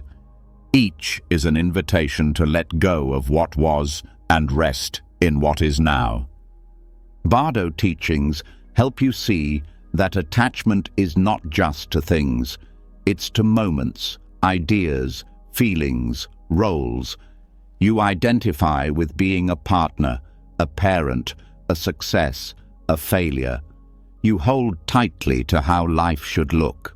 And when those images begin to change, suffering arises, not because of the change, but because of resistance. In the bardo, resistance has no place to hide. That's why it can feel so raw. You are no longer who you were, and not yet who you will be. The ground disappears. Certainty vanishes. But this is not a punishment. It is a doorway. A rare moment when you can see yourself clearly without the layers. And if you can stay present in the bardo instead of rushing through it, you can learn the art of release, not as a loss, but as a return. Psychologically, bardos are the moments when your identity softens, when your usual ways of thinking no longer apply, when something breaks through crisis, through realization, through deep change, and what used to define you no longer fits. You are not just confused, you are being reformed. But if you panic, you miss the teaching. If you grasp, you create new suffering. The only path through is presence. To train in this, Buddhist practice encourages you to become intimate with impermanence. Not as a concept, but as a living truth. You watch how each thought rises and passes. You watch how emotions peak and dissolve. You observe how attachment causes pain, not because you love, but because you expect permanence in a world built on change. In bardos, that truth becomes unignorable, and that is a gift. The teachings say that in the bardo after death, the mind is highly reactive. Thoughts manifest immediately. Fear can distort what you see. Clinging creates hallucinations. But the same is true in life. When one phase ends, whether a job, a relationship, or a sense of purpose, the mind races. It creates stories. It grabs onto anything that feels solid. This reaction is understandable, but it is not helpful. What is helpful is learning to relax into uncertainty. Relaxation here doesn't mean indifference. It means loosening the grip. It means allowing space between thought and reaction. When a life transition arises, expected or not, you bring the same awareness you would bring to a meditation cushion. You breathe, you feel, you name what's happening without clinging to it. You allow grief without being consumed. You allow hope without being controlled. The bardo is not a place of comfort, but it is a place of truth. And truth is the beginning of liberation. In this space, you see what you've been holding too tightly, the identity you've built, the dreams you've attached to, the fears you've avoided. All of them surface, and now you can meet them not with avoidance, but with compassion. This is where the power of bardo practice lies. It's not about waiting until death to understand these teachings. It's about recognizing that you are in transition constantly, that everything is shifting, that you are always standing in the doorway of what was and what is becoming. And instead of trying to rush through that door, you can pause, you can learn, you can surrender. There are specific practices that help prepare for these moments. One is Fowa, the practice of conscious transference. It's traditionally used to guide consciousness at the time of death, but its essence can be used at any ending. It teaches you to let go with clarity, to shift your awareness upward, into openness, into spaciousness, instead of contracting into fear. You can use this when you feel grief, when you feel stuck, when a part of your life is falling away. It trains the mind to die well in every moment. Another practice is meditating on the dissolution of the elements. In Tibetan texts, this refers to how earth, water, fire, air, and space dissolve at the time of death. But psychologically, it reflects the unraveling of identity. When you lose your grounding, when your emotions flood, when your energy burns out, when your breath becomes shallow, when your awareness expands. Recognizing these stages helps you navigate intense transitions with more wisdom. In daily life, transitions come in many forms. The end of a habit, the loss of someone you loved, the aging of the body, the letting go of a dream. Each one offers the same opportunity to meet change with presence instead of fear. To see that letting go is not the same as being lost. It's a returning to clarity, to stillness, to the part of you that doesn't break when things fall apart. Bardo teachings show you that fear is most powerful when you refuse to look at it. But when you turn toward it, it softens. Because fear thrives on uncertainty, but presence dissolves uncertainty. You don't need to know what's next. You just need to stay here with what is, with what's leaving, with what's beginning, without needing to control it.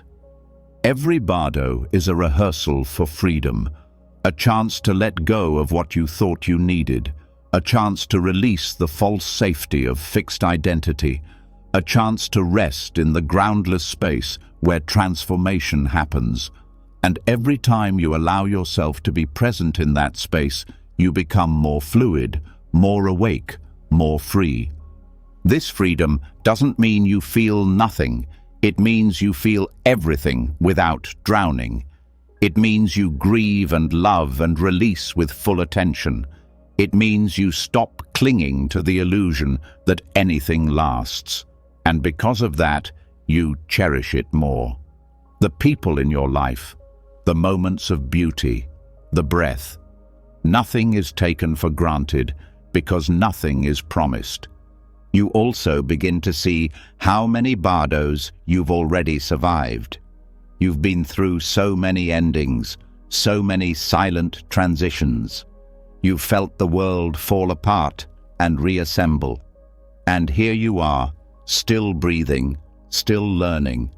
That recognition gives you confidence. You are not a fixed self trying to control reality. You are awareness moving through reality, with less fear, with more grace.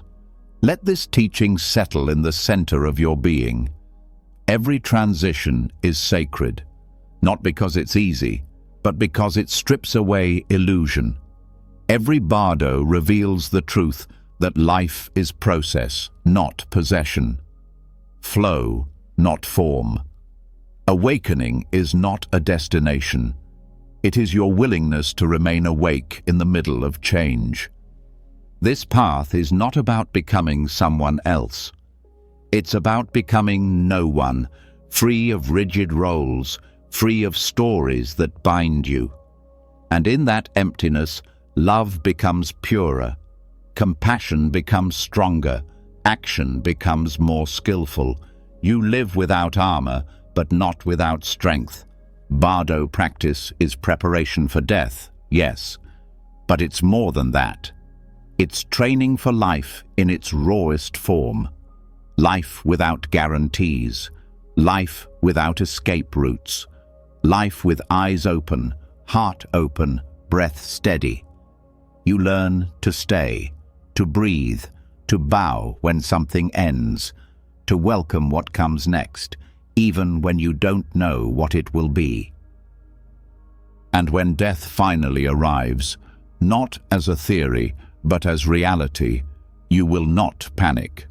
You will not run. You will recognize this too as a transition, a bardo, another space to enter with awareness, another illusion to meet with clarity, another chance to let go, not as loss, but as liberation. You are already practicing this. Every time you soften instead of tighten, every time you allow silence instead of rushing to fix, every time you feel the urge to hold on and choose instead to breathe. This is how the mind becomes free, not by finding stability, but by learning how to rest in change. And this is the path you are walking now. Let it carry you. Let it teach you. Let it show you that what you thought was an ending is just another opening. Letting go through the lens of Bardo teaches you how to be fully present in change. It teaches you that every shift, no matter how small or shattering, is a path into awareness. But even with all the clarity gained in transitions, the mind can still remain loud. After all the insight, the mind keeps speaking. It replays old thoughts. It returns to worries. It fills space with stories, even when you already understand the lesson. That noise becomes the next challenge. It keeps you on the surface. It drains your energy. It makes you feel distant from yourself. And there is one ancient antidote for this restlessness: silence. Not the silence of a quiet room, not the absence of sound. Noble silence. The kind of silence that goes deeper than words. The kind that holds everything but clings to nothing. The kind that monks practice in forests, that meditators honor in retreats.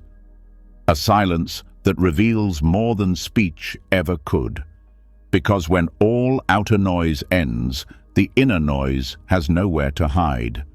Mental turbulence is not only caused by what happens, it's intensified by what the mind says about what happens.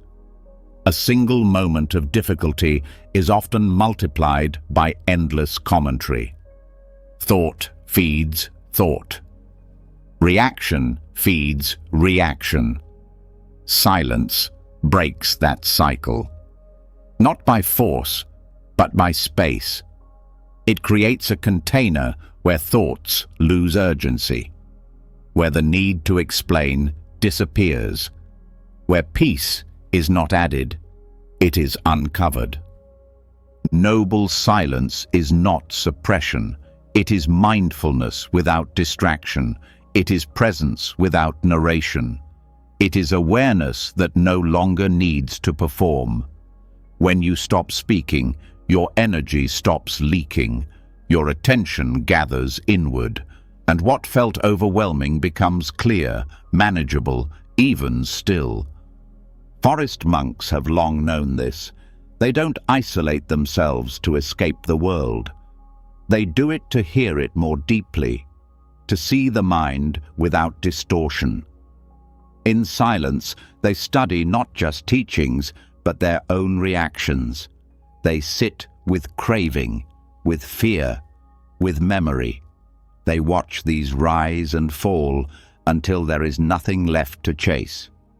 In that stillness, the mind begins to settle, not because it is forced, but because silence is its natural home. In Vipassana meditation, noble silence is part of the container. For days, sometimes weeks, there is no speaking, no eye contact, no gestures. The outer world becomes still. The inner world becomes loud at first, but then something shifts.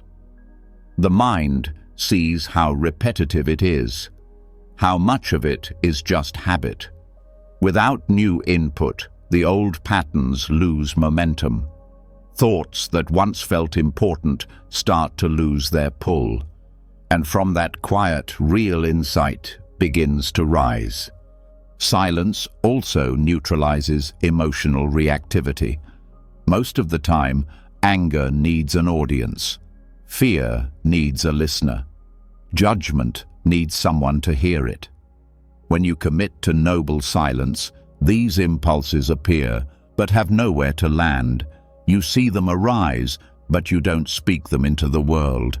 You don't give them fuel, you just watch. This doesn't mean you repress your emotions. It means you meet them directly, without decoration, without defense. Speech, while powerful, often pulls you away from your internal center. Even kind words can become a distraction when they are used to avoid what is uncomfortable inside. Silence removes that option. You are left with only what is real, only what is present. And that presence is where transformation happens. Silence also sharpens perception. When the mind stops turning outward through speech, your senses become more vivid. You notice subtle tension in your body. You notice patterns in your thoughts. You notice how quickly you reach for distraction. And the more you notice, the more you understand. Insight is not always loud. Sometimes it arrives like a whisper, only heard when everything else is quiet. This is why noble silence is so valuable in detoxifying mental chatter. The more you stay in silence, the more you realize that not every thought deserves a response. Not every emotion needs to be explained. Not every question needs an answer. You begin to trust stillness, to live in it even when nothing is happening, especially when nothing is happening. In everyday life, silence is rare. Not just external, but internal. Most people move from one noise to another, from a conversation to a podcast, from music to scrolling. Silence feels awkward, unproductive. But in Buddhism, silence is not absence, it is space. And space is what allows wisdom to arise. You do not need to chase answers. You need to be quiet enough to hear them when they come. Even short periods of noble silence can change your nervous system. 10 minutes of true silence, no speaking, no reacting, no seeking, can begin to shift your baseline. You feel less hurried, less tense. Your breath deepens, your muscles soften, because you are no longer caught in the performance of the mind. And as the mind slows down, you start to hear what lives beneath it. Not more thought, but something different. A deeper kind of knowing, not logical, not verbal. A calm clarity that doesn't argue. This clarity is your natural state. It's not created by silence, it is revealed by it. This is the silence that masters speak from. It's why their words feel so precise, even when few are spoken, because their speech is not reaction, it is response. It comes from stillness, not from habit. You begin to learn this rhythm. You speak less, but what you say matters more. You interrupt less. You listen more fully. Your communication becomes medicine, not noise. Noble silence also reveals your cravings, the urge to speak, to explain, to entertain. These urges arise, and in silence you don't follow them. You watch, and you learn.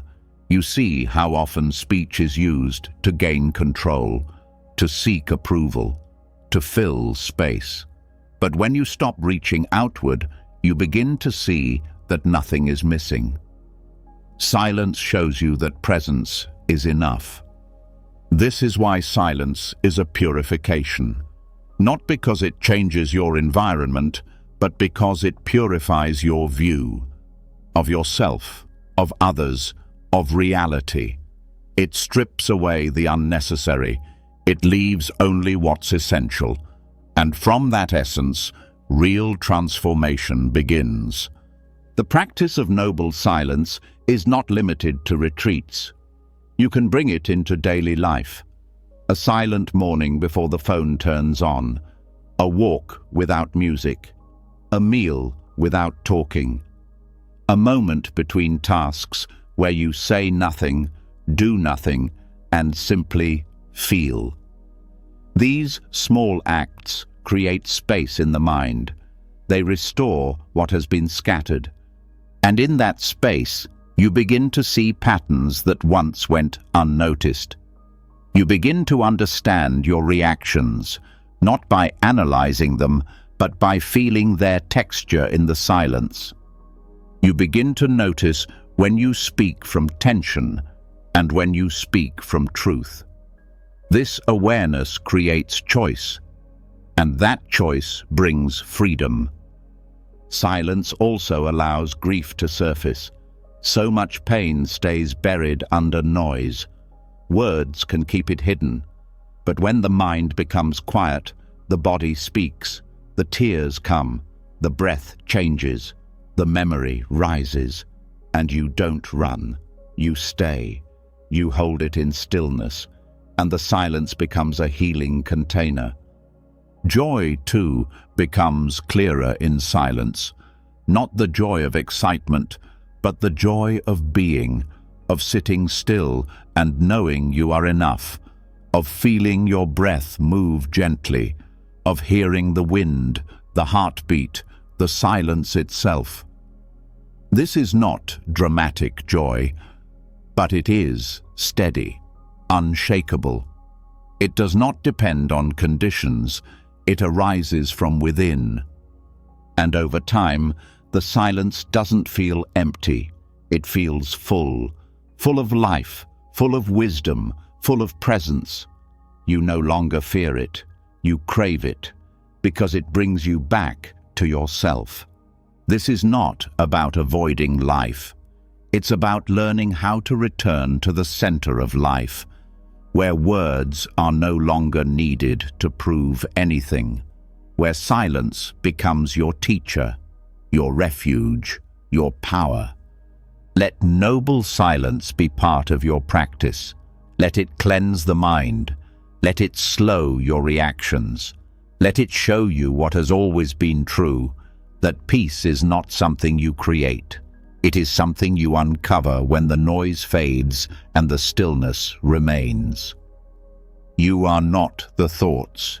You are the space between them, and silence is the doorway back. After sitting in silence, after watching your thoughts settle, something becomes undeniable. Beneath the quiet, there's a voice you still carry. It's not loud like the others. It's not chaotic like mental chatter. It's subtle, persistent, and often cruel. It sounds like you, but it doesn't speak from love. It criticizes, corrects, compares. It knows exactly where you're most vulnerable and echoes there. It isn't trying to help, it's trying to protect, but through punishment. This is the inner critic. And now, in the space created by noble silence, you can finally face it. Silence reveals the tone of your relationship with yourself. If you pay close attention, you begin to notice how you speak inwardly when you're disappointed, when you're tired, when things don't go the way you hoped.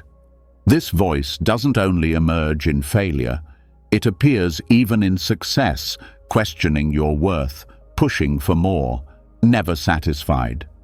It was shaped over years, maybe by a parent, a teacher, a culture that valued achievement over acceptance.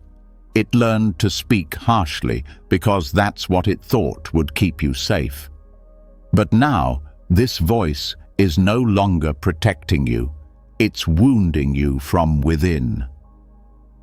Buddhist teachings offer a direct way to transform this voice, not by arguing with it, not by silencing it, but by surrounding it with something it's never known: unconditional friendliness. This is the heart of metta, or loving kindness. It is the deliberate cultivation of goodwill, warmth, and gentle care, first for yourself, then for others. In the context of the inner critic, metta becomes a way to change the entire emotional environment in which that voice lives. Loving kindness meditation begins simply. You sit, you breathe, you bring to mind the intention to be kind. You repeat phrases, not to convince yourself, but to plant seeds. May I be safe. May I be well. May I be happy. May I live with ease. You say these not because you already believe them, but because saying them gently begins to rewrite the inner script. At first, resistance arises. The critic says you don't deserve this kindness. It says you haven't done enough. It mocks the softness. This is part of the process. You're not failing when this happens. You're reaching the very place where the healing needs to happen. The critic has been dominant for so long, it won't step aside easily. But it's not stronger than love. It's just louder, at first. As you continue the practice, you learn to direct these phrases to the parts of you that hurt the most, the part that always doubts, the part that's ashamed, the part that feels like a burden. Instead of judging these parts, you hold them. You say, may you be free from fear, may you be held in compassion. You say this to yourself, not because it changes things instantly, but because it invites a different relationship, one based not on fixing, but on understanding. Metta doesn't erase pain, it makes space for it. It says, you're allowed to feel this. You don't need to hide it. You don't need to justify it. You are worthy of love even here, especially here. As you deepen the practice, you start to recognize the critic not as an enemy, but as a wounded voice. A voice that learned harshness as a strategy. Maybe it believed that being hard on you would make you more acceptable. That punishment would lead to improvement. But now you can offer it something new. You can say, thank you for trying to protect me, but I choose another way. I choose kindness. Over time, the critic softens. It becomes less dominant. It still speaks, but you no longer obey it. You hear its words, and you answer not with compliance, but with compassion. This doesn't make you passive. It makes you whole. You still grow. You still learn. But you do it with care, not with self-harm. Loving kindness also changes the nervous system. Harshness activates stress. It narrows the mind. It contracts the body. But metta soothes the nervous system. It widens perspective. It allows creativity. It invites rest. As you send these intentions of kindness inward, the body responds. The breath becomes smoother. The tension in the chest eases. The mind begins to settle, not through silence alone, but through safety.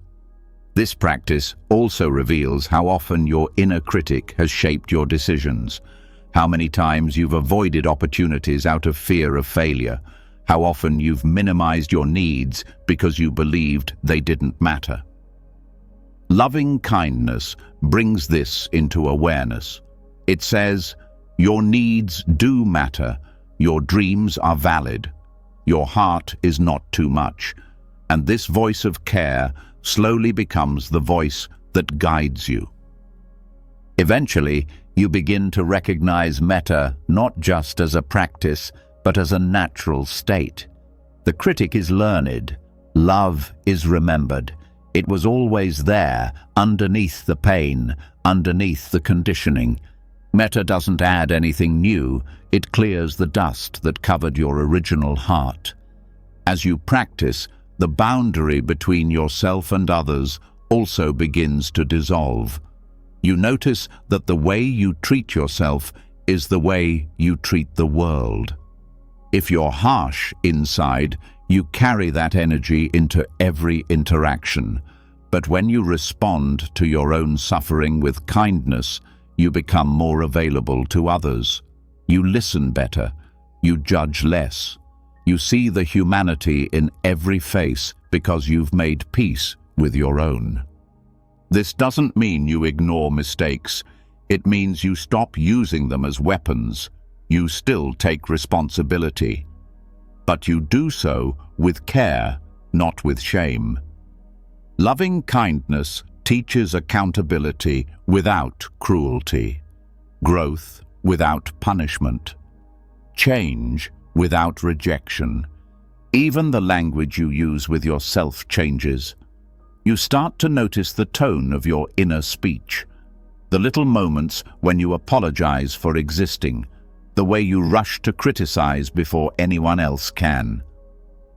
Metta gives you a new vocabulary. Not in words, but in energy. You begin to say, I am learning, I am trying, I am enough. In daily life, this practice becomes a refuge.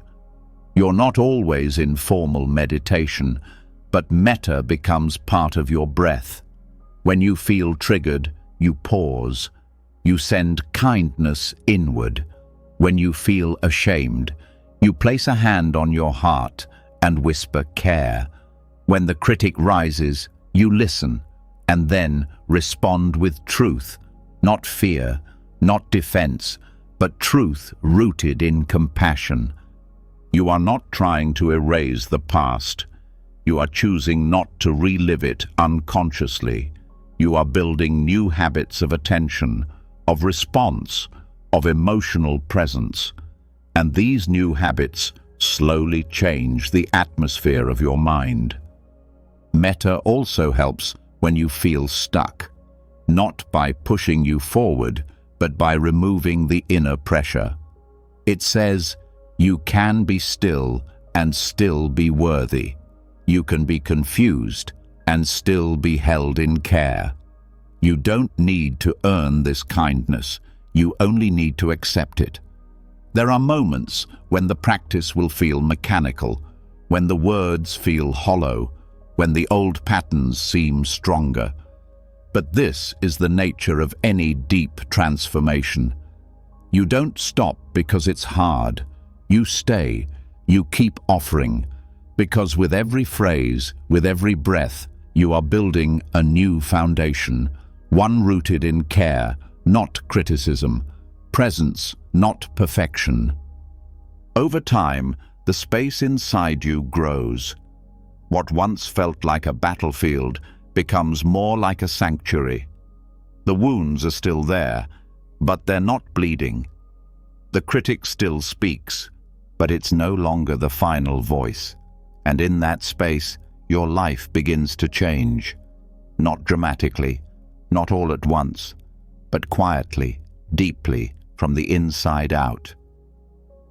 You begin to trust yourself, not because you always know what to do, but because you know how to return to love when you forget. This trust changes everything. You take more risks. You set healthier boundaries. You stop settling for environments that mirror your old self-judgment. You move in the world with a quieter heart, a softer gaze, a steadier breath. This is what metta toward the self makes possible. Not just relief, but return. A return to the part of you that was never broken. The part that doesn't need fixing, only remembering. And now that you've begun this return, the path ahead becomes clearer. Not easier, but clearer. Because you are no longer walking it alone. You're walking it with the steady company of your own kindness. Let that kindness guide the rest of the journey, breath by breath, word by word. You are not your critic. You are the love that survives it. After you begin to treat yourself with loving kindness, something deeper unfolds. Your inner world starts to soften. The harsh edges of self-judgment slowly round out. You become less reactive to your own imperfections. But soon, another challenge appears, the way you relate to others. It's one thing to be gentle with yourself in silence. It's another to hold that same gentleness in a conversation, in conflict, in the everyday mess of human interaction. This is where the mirror of community becomes essential, not to escape into others, but to see yourself more clearly through them. In Buddhist teachings, the Sangha, the spiritual community, is not just a support system. It is a living mirror. A collective field where the self that you think is stable is constantly reflected, challenged, and softened. Without others, it's easy to believe you've transcended your reactivity. But when someone ignores you, interrupts you, or misunderstands you, your practice is tested. What rises in these moments is not new. It was already there. The Sangha helps you see it. This mirror doesn't work because people are perfect. It works because they aren't. It works because their habits activate your unconscious patterns. When you feel judged, it's a chance to see where you still judge yourself. When you feel excluded, it reveals where you exclude parts of yourself. Community shows you what's unresolved, not through teaching, but through interaction.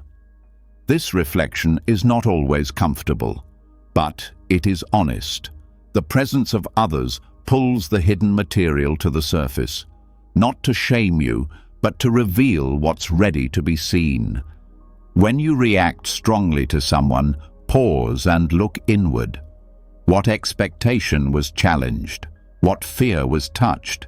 What part of your identity felt threatened? These questions don't push blame outward.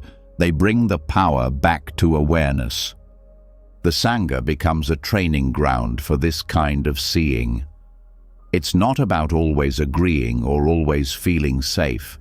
It's about learning to stay open, even when discomfort arises.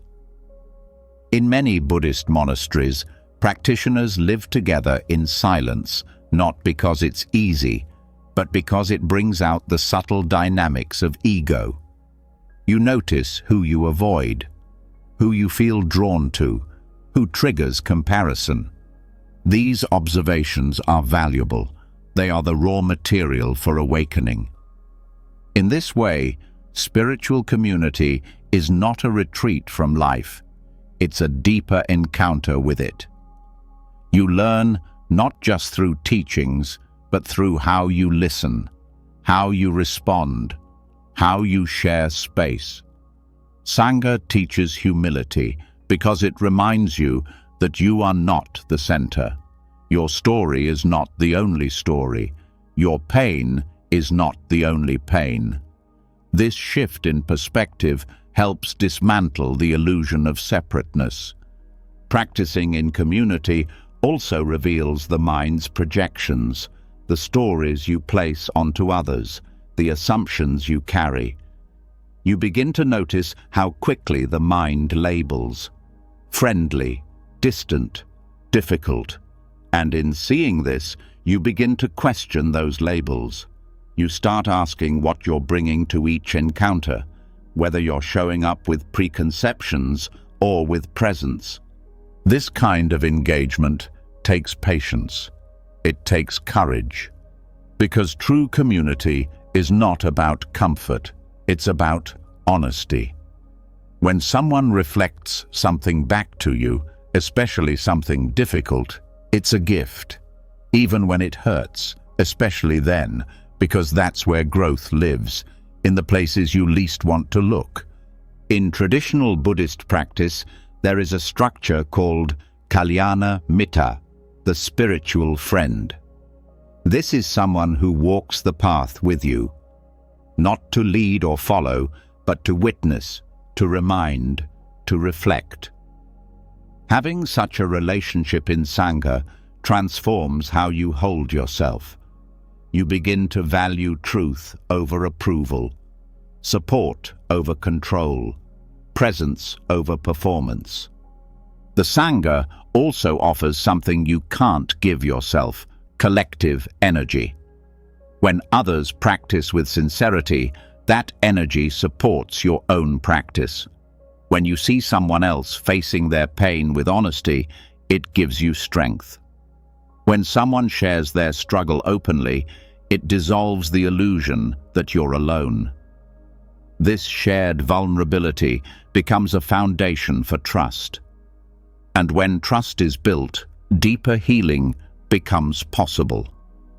You begin to speak more honestly, to listen more deeply, to feel your place in something larger than yourself. In this space, transformation becomes less about effort and more about resonance. You shift because the field around you is shifting too. At the same time, Sangha shows you where you still hide. If you shrink in group spaces, notice what you're protecting. If you feel superior, notice what you're defending. If you feel invisible, ask what story you're still believing about your worth. Each of these insights arises not in isolation, but in relation. And that's the point. Awakening does not happen alone. It happens in connection. Being part of a spiritual community also means learning how to hold others in compassion, even when they're struggling, especially then. You learn to see past someone's behavior and into their suffering. You recognize that just like you, they are trying to find peace. Just like you, they get caught in fear. Just like you, they carry pain they don't know how to express. This understanding becomes the ground for compassion. You stop needing everyone to be easy. You stop expecting perfect harmony. You start valuing truth over smoothness. Because growth is not always graceful. It's often awkward. It's often messy. And the Sangha gives space for that mess to be witnessed without judgment. In this space, forgiveness becomes more natural, not as a spiritual ideal, but as a lived necessity. You forgive not because others deserve it, but because you see what clinging does to your own heart. You forgive because you've felt your own sharp edges, and you no longer want to add to the pain. Spiritual community also teaches boundaries, not as rejection, but as wisdom. You learn when to stay silent and when to speak, when to offer help and when to step back. You realize that compassion is not always saying yes. Sometimes it's allowing others to learn in their own time, their own way. This discernment grows through experience, through mistakes, through reflection. And as you engage with Sangha, your view of others starts to change. You stop seeing people as obstacles or allies. You start seeing them as teachers. Every interaction becomes a chance to notice something in yourself, to soften a reaction, to open a little more, to love with less condition. In many Zen traditions, practitioners bow to each other before and after every interaction. This is not a ritual of hierarchy. It's a practice of recognition. I see you. I see your struggle. I see your light. This bow is a moment of reverence, a pause, a return to presence. It reminds you that every being is walking their own difficult path and that you are not separate from them. This sense of non-separation is what the Sangha cultivates. You move from me and them to us. from isolation to shared humanity, from judgment to mutual respect. Not because everyone is easy to love, but because love becomes less about preference and more about practice. The Sangha teaches you that awakening is not just inward, it's relational. It's how you show up, how you respond, how you hold space. You don't need to fix everyone. You don't need to be liked by everyone. You only need to stay true, to stay kind, to stay present. And in that presence, the old ways of relating begin to fall away. You don't need to defend yourself with sarcasm. You don't need to withdraw to feel safe. You don't need to be perfect to be accepted. You simply need to be willing, to be real, to keep showing up. This is how the Sangha becomes not just a community, but a mirror. Not just a group, but a path. It reflects your inner world back to you, so you can see more clearly, love more fully, and let go more completely. You don't have to walk this path alone. You were never meant to. When you begin to open in community, when your walls soften and your defenses fall away, something new becomes visible. The more present you become with others, the more aware you grow of how your choices ripple through them. Every word, every action, every silence carries weight. You begin to feel the subtle effects of what you do, not just on others, but on your own mind. The discomfort of having acted from fear, the quiet unrest that follows dishonesty, the tension that stays in the body when you move against your values. This is the voice of conscience, and it's not asking for punishment, it's asking for alignment. In Buddhism, this alignment is cultivated through sila, ethical conduct. Often misunderstood as a set of rules, sila is not about control or suppression. It is about liberation.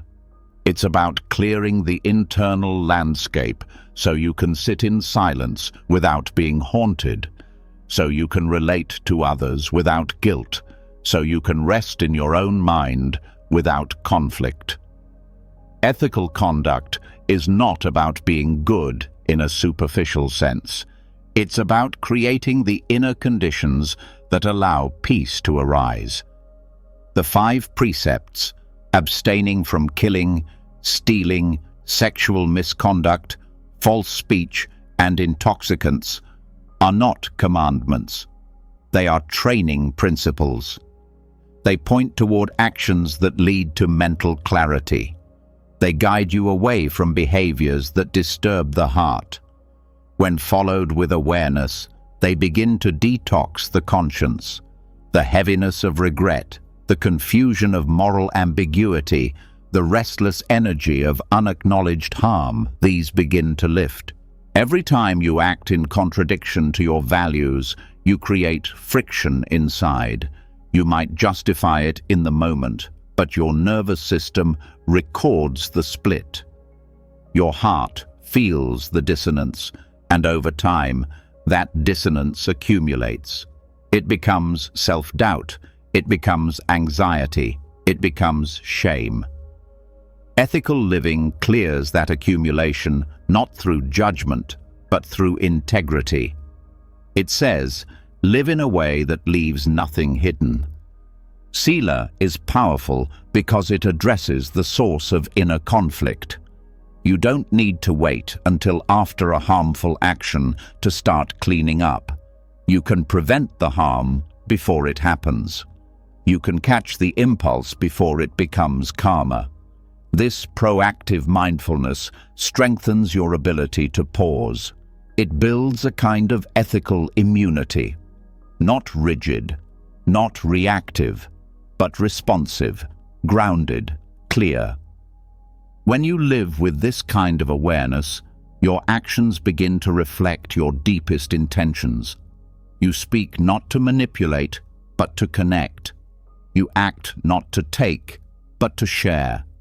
You move through life not as someone trying to prove worth, but as someone embodying wisdom. And in that embodiment, remorse fades, not because you never err, but because you're willing to see when you do and make amends. Sila doesn't require perfection. It requires honesty. It asks you to stop hiding behind excuses, to stop numbing the conscience with distraction, to face the discomfort of your own missteps, and respond with responsibility, not avoidance. In this way, ethics becomes an ongoing process of purification, a way of living that continually removes the blocks to joy. This purification is not abstract. You feel it in the body. You notice how certain actions leave you feeling lighter, while others leave residue. You start to choose differently, not because you're afraid of punishment, but because you've tasted what peace feels like, and you don't want to pollute that space. One of the most overlooked aspects of Sila is its psychological effect. Guilt and shame often masquerade as personal flaws, but many times they are simply the mind's natural response to acting out of alignment. Instead of pathologizing these emotions, Buddhist ethics teaches you to examine them.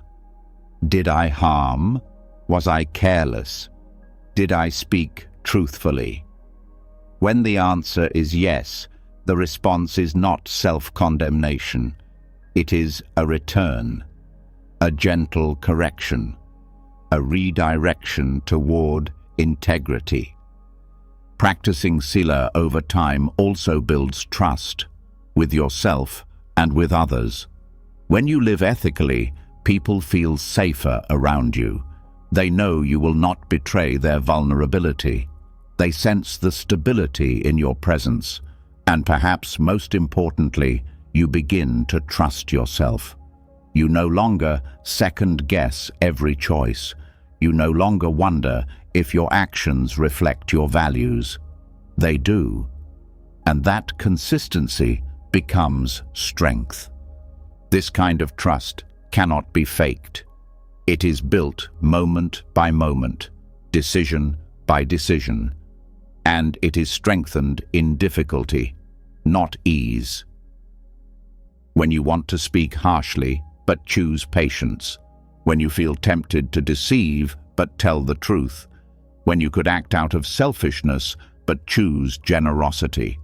These moments build inner dignity, not pride, but quiet self-respect.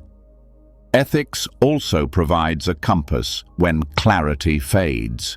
In emotionally charged situations, the mind becomes reactive. The ego takes control, but a strong ethical foundation serves as a guide. It reminds you what matters.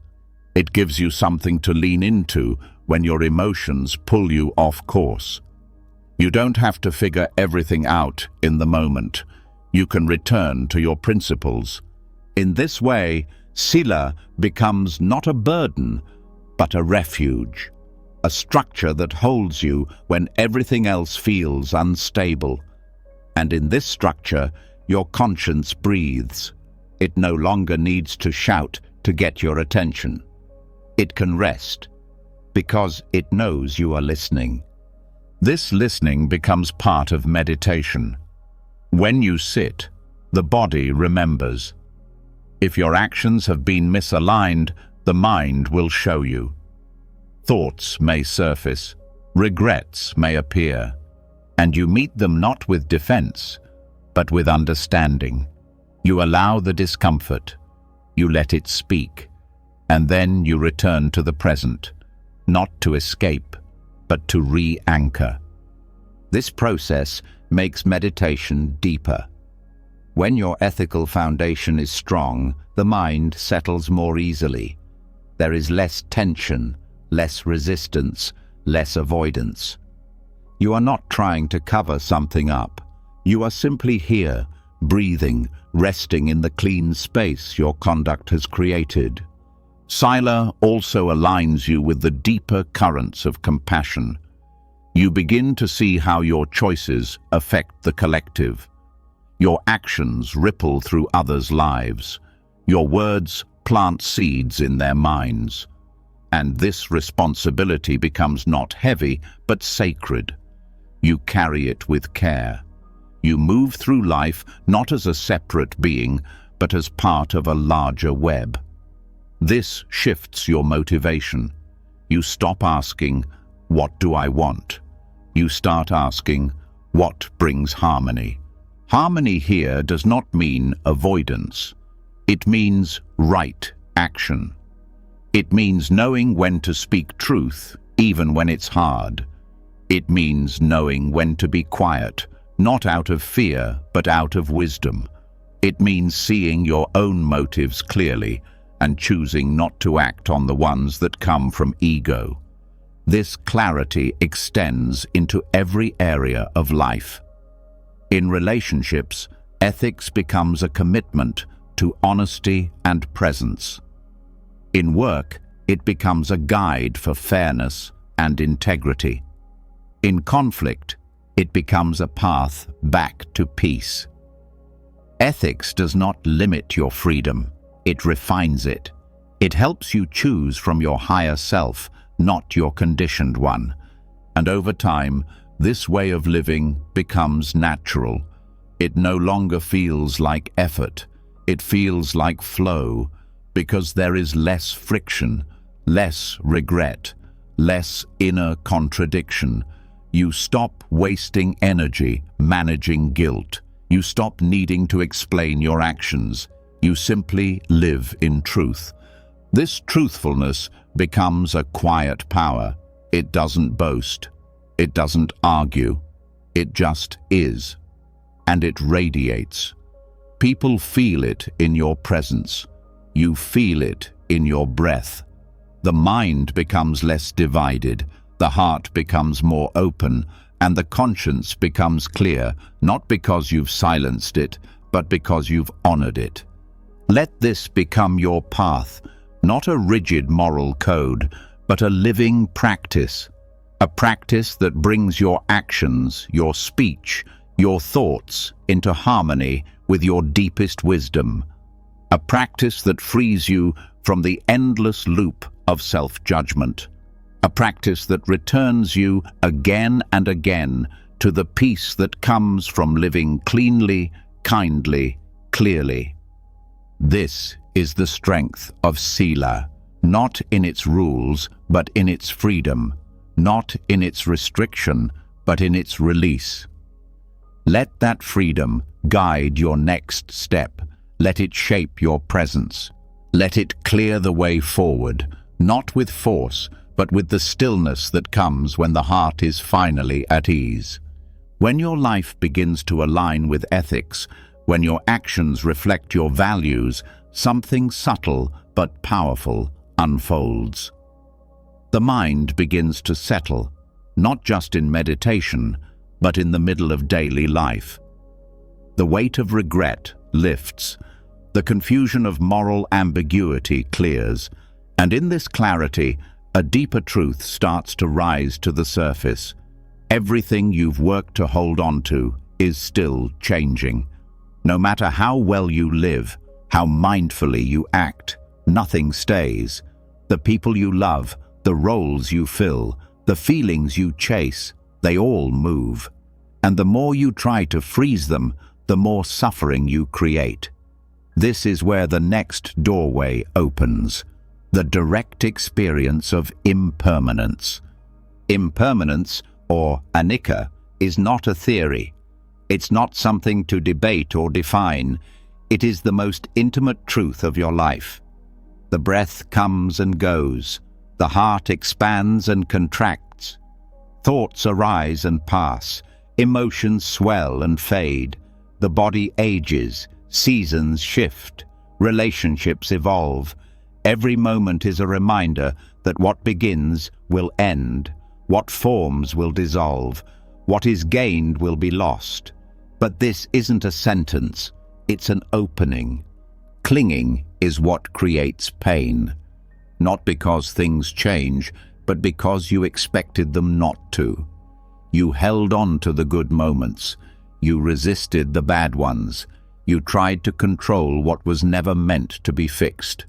This resistance creates tension, a tightness in the chest, a pressure in the mind, and the only true relief comes when you release the grip, not through force, but through understanding. Understanding impermanence doesn't make you passive. It makes you wise. It teaches you to love without attachment, to feel deeply without drowning, to show up fully without trying to possess the moment. Because you know the truth. Everything is already moving. Every moment is already dissolving. This doesn't mean you stop caring. It means you care without clinging. You appreciate what's here, not because it will last, but because it won't. This shift changes your relationship with joy. It becomes more vivid, more immediate. You don't take it for granted. You don't postpone gratitude. You open to the fullness of the moment, knowing it's already passing. And when loss comes, and it will, you're not destroyed. You're not untouched, but you're not shattered. You know that pain is part of change, that grief is part of love. You stop seeing endings as failures. You start seeing them as the natural arc of experience. This softens your fear. It quiets your anxiety. It makes space for peace, not because life is easy, but because you're no longer fighting it. Practicing with impermanence begins with attention. You watch the breath. You feel it rise, stay for a moment, and fall away. You don't try to hold it. You don't resist it. You let it move. This simple act becomes a training in letting go. Every breath is a teacher. Every exhale is a release. You apply this to thoughts. When a difficult thought arises, you don't cling to it.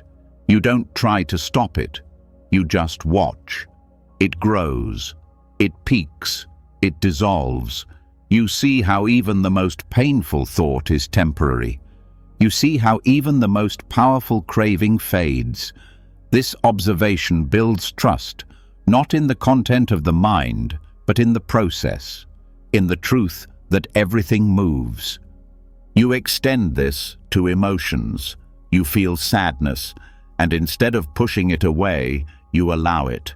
You feel joy, and instead of trying to hold it, you experience it fully. You let each emotion come and go like weather. You stop confusing your mood with your identity. You stop reacting to every wave. You start resting in the space that holds the waves. This resting changes your experience of time. You stop rushing. You stop clinging to the future. You stop replaying the past. You meet what's here. You let it pass. You meet the next moment. You let that one go too. This isn't detachment in a cold sense. It's freedom in the warmest sense, because you're no longer resisting the way life naturally moves. Understanding impermanence also helps you face aging. You see the body changing, the skin loosening, the strength shifting, and instead of denying it, you bow to it. You honor the impermanence of your form as part of its beauty. You stop chasing youth. You stop resisting time. You begin to live in rhythm with reality. You also begin to meet death differently.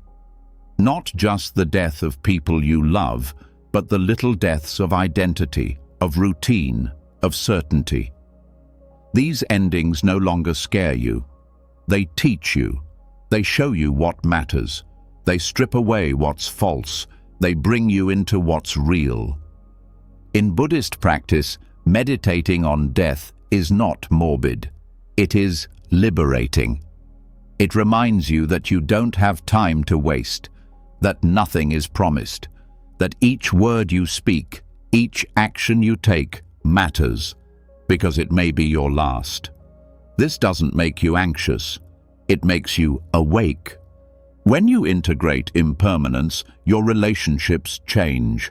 You no longer cling to roles. You no longer expect people to stay the same.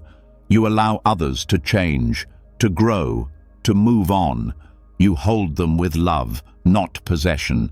And because of that, your love becomes more honest, less needy, more generous. You start to release the idea that things must work out a certain way, that life must follow your plan. You stop measuring success by what lasts. You start measuring it by how present you are while it happens.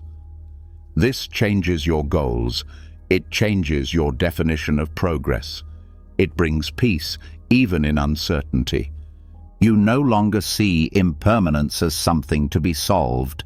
You see it as the very nature of reality, and that insight dissolves fear at the root. Because what you feared was not change itself, but your resistance to it. Letting go doesn't mean not caring. It means caring without grasping. It means showing up with everything you have, knowing it will pass, and loving it all the more because of that. This is not weakness. It's strength. It takes courage to stay open in a world that keeps moving. It takes wisdom to embrace what you cannot hold. When fear arises, you meet it with this understanding. You say to yourself, this too is impermanent. When joy visits, you welcome it with open hands. When grief returns, you make room for it without collapsing. Each experience becomes part of the path. Each moment becomes part of the training. This practice is not about escaping emotion. It's about becoming spacious enough to hold all of it without being consumed. That spaciousness is not something you create. It's something you uncover by letting go. Impermanence does not make life meaningless. It makes it meaningful. It reminds you that this conversation, this smile, this breath matters, because it will never come again. It invites you to stop sleepwalking, to stop waiting for later, to live here, now. And when you live like this, peace is no longer a goal. It becomes a quality of presence, a result of alignment, a natural outcome of moving with life instead of against it. You don't need to force yourself to be okay with change. You just need to see it clearly, to feel it directly, to let it teach you what permanence never could.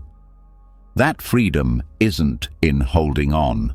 It's in knowing you don't need to. And from this knowing, something new arises. Not detachment, but connection.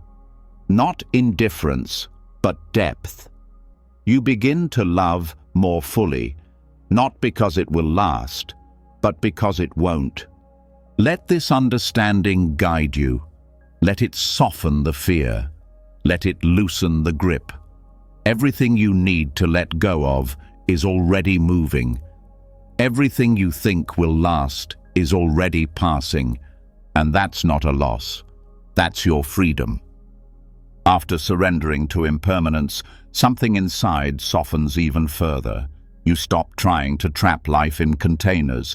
You stop expecting permanence where there is none.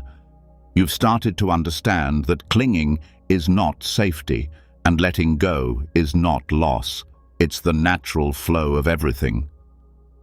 But now, another question arises in the quiet that follows release. What do you live for if everything is always moving? What gives shape to your path when you no longer chase security or grasp at identity? In Buddhism, the answer is not about self-fulfillment. It's about turning outward. It's about becoming a source of liberation for others. This is the bodhisattva ideal. The bodhisattva does not seek awakening just for themselves. They vow to awaken for the sake of all beings. Not because they feel superior, not because they want recognition, but because they see clearly that there is no real separation. Your healing is not complete until you include others in it. Your wisdom is not fully mature until it becomes service. Paradoxically, this outward turn lightens your inner pain. When you stop making your own suffering the center of everything, it begins to loosen. Not because it disappears, but because you've changed its role. It becomes fuel instead of weight. It becomes the very reason you can relate to others with tenderness. The very reason you understand what it means to hurt and to keep walking anyway. The Bodhisattva path does not ask you to be perfect. It asks you to be willing. Willing to keep your heart open even when it aches. Willing to keep showing up even when it feels like nothing is changing. Willing to make your path not just about survival, but about service. This intention doesn't remove your wounds. It transforms them into wisdom. You may still carry the scars of past trauma. You may still hear the echoes of old doubt. But now, these are not signs of failure. They are reminders of your capacity to hold others in their own struggle. When you walk the Bodhisattva path, your pain is not a barrier. It becomes a bridge. Every time you choose to meet someone with compassion instead of judgment, you are embodying this path. Every time you respond to harm with awareness rather than reaction, you are living it. It's not about dramatic acts. It's about everyday choices. It's how you speak, how you listen, how you show up with presence in the ordinary moments that most people overlook. And yet, the Bodhisattva vow is not passive. It calls for courage, to see suffering and not turn away, to stay steady when others collapse, to act when action is needed, not out of ego, but out of love. This strength does not come from detachment. It comes from connection, from the deep knowing that all beings are seeking peace, even if they don't know how to find it.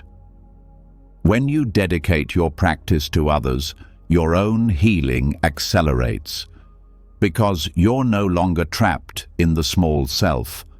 You're no longer asking, "What do I need to feel better?" You're asking, "How can I help someone else not suffer in the way I did?" That shift expands your perspective. It gives your wounds a purpose. It frees you from the loop of self-centered pain. This path also teaches you not to wait until you're fully healed before you serve.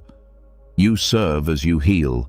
You share what you can where you are, because someone else is where you once were, and your presence, your honesty, your humility can become the light they need to see their own way forward.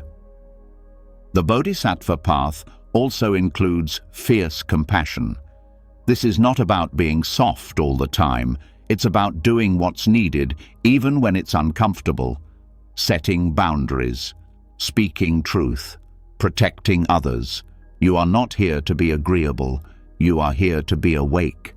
And sometimes that means disappointing others to stay aligned with what is right. As your vow deepens, you start to feel a sense of inner resilience. Not because life gets easier, but because you know what you're anchored in. You're not chasing temporary highs. You're rooted in purpose. Your actions become more intentional, your choices more mindful, your presence more impactful. This is not idealism. It is lived reality. The Bodhisattva is not a mystical being from ancient texts. The Bodhisattva is you, every time you choose to keep your heart open in a difficult moment. Every time you offer kindness without expecting anything back.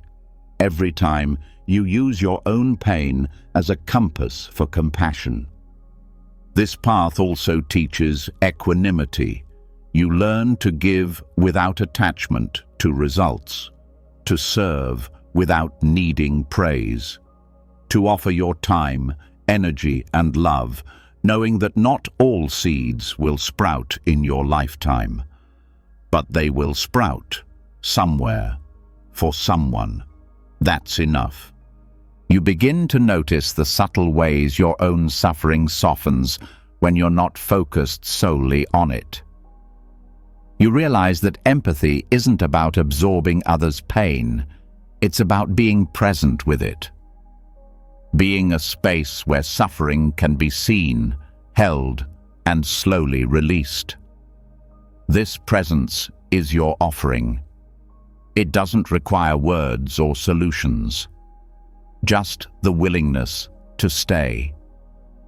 The bodhisattva vow also transforms how you handle your own emotions. When anger arises, you ask, "How can I understand this more deeply so I don't pass it on?" When fear appears, you hold it with the same tenderness you'd offer a frightened child. You stop rejecting parts of yourself. You begin to include everything in your compassion, especially the difficult parts. This inclusion changes how you relate to others. You stop needing people to be perfect. You stop trying to fix them.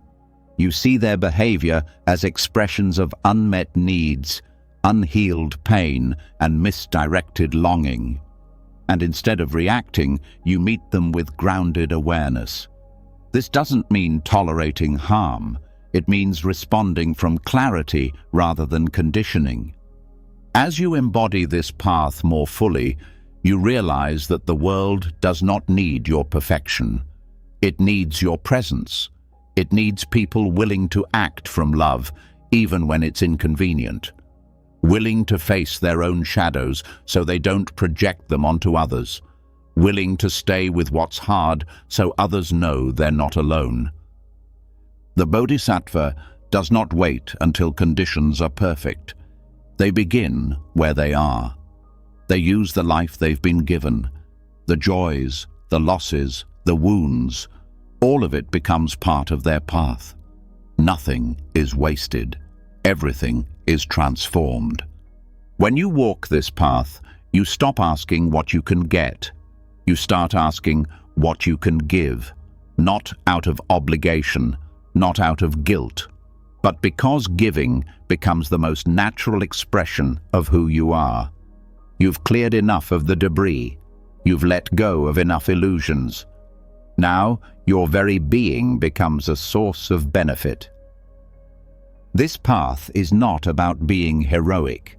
It's about being real. It's about being willing to keep going even when it's hard, to keep loving even when it hurts, to keep trusting that your small acts matter, because they do. Let this ideal live in your heart, not as pressure, but as guidance, not as a standard you must meet, but as a light you can follow. Let it remind you why you practice, why you heal, why you keep showing up, not just for yourself, but for all beings. Because when you walk for them, you are never alone, and neither are they. When your life becomes an offering, when your wounds begin to serve something greater than your own healing, the way you move through the world transforms. Every choice carries more weight, not as a burden, but as a responsibility guided by clarity. You begin to realize that your liberation is no longer separate from how you affect others. And in that realization, something subtle begins to shift. You start to pay closer attention to what you allow into your mind, because just as your actions leave an imprint on others, what you absorb leaves an imprint on you. Everything you take in, through your eyes, your ears, your attention, shapes the state of your mind. Not just the obvious things like entertainment or conversations, but even the tone, energy, and subtle messages of the environments you engage with. In Buddhism, this is understood through the lens of mental karma. Karma doesn't only come from what you do, it also comes from what you internalize. What you repeatedly absorb becomes what you unconsciously become. This is why mindful consumption matters. It's not about cutting yourself off from the world. It's about being conscious of what you let enter the gates of your perception. Every piece of media, every article you read, every video you watch carries an energetic tone. If you consume content that's rooted in fear, division, aggression, or cynicism, that tone begins to color your thoughts. Even if you don't agree with it, the repetition affects your baseline. It adds to the noise inside. The mind is porous. It doesn't always filter what is harmful from what is helpful. It absorbs what is repeated. It gets conditioned by what you pay attention to. This is why it's important not to treat what you consume casually. Just as you would protect your body from spoiled food, you must protect your mind from mental toxins. Mindful consumption begins with awareness, noticing how certain forms of content leave you feeling heavier, how certain conversations leave your body tense, how certain environments pull you into agitation or distraction. These effects are subtle, but they accumulate, and unless they are seen clearly, they begin to form the background of your life. Start by asking yourself simple questions. What kind of mental states does this content encourage? Does it bring clarity or confusion? Does it feed compassion or resentment? Does it leave me feeling more grounded or more reactive? These questions are not meant to create guilt. They are meant to restore choice. One of the most overlooked sources of mental karma is casual speech. Conversations that revolve around gossip, judgment, or superficiality may seem harmless, but they leave a trace. They pull the mind into comparison, anxiety, and attachment to opinion. Being mindful in speech includes being mindful in listening. When you stay in conversations that go against your values, even passively, your silence can become participation. Stepping back from such interactions is not rejection, it's preservation of clarity. This doesn't mean isolating yourself. It means choosing environments that nourish your inner life, people who reflect your aspirations, conversations that encourage depth, words that carry intention. You begin to notice that after certain encounters, your heart feels more open. After others, it feels guarded. That contrast is your compass. Another form of consumption is self-talk. The narratives you repeat, the identities you reinforce, the judgments you silently affirm. These are absorbed with the same impact as external voices. What you say to yourself when you're alone is often more powerful than anything someone else could say.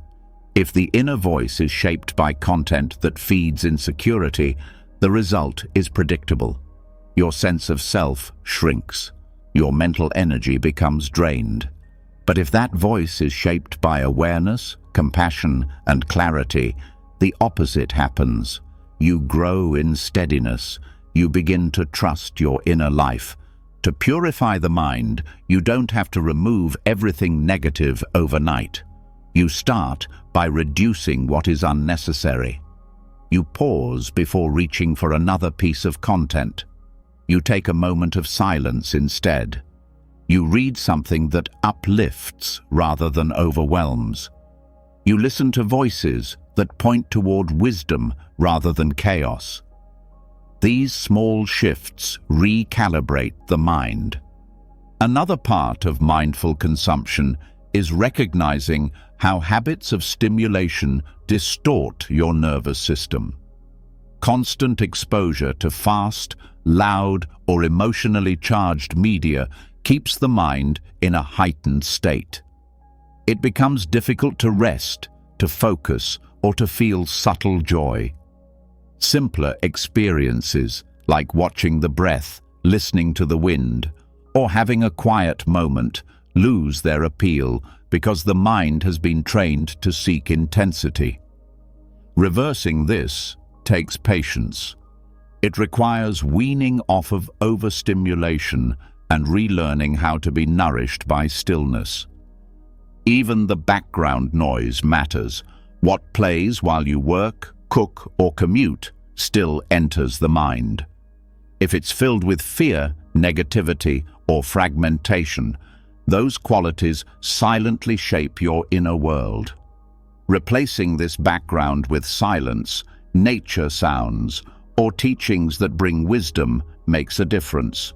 The mind does not need constant input. It needs meaningful input, or sometimes none at all.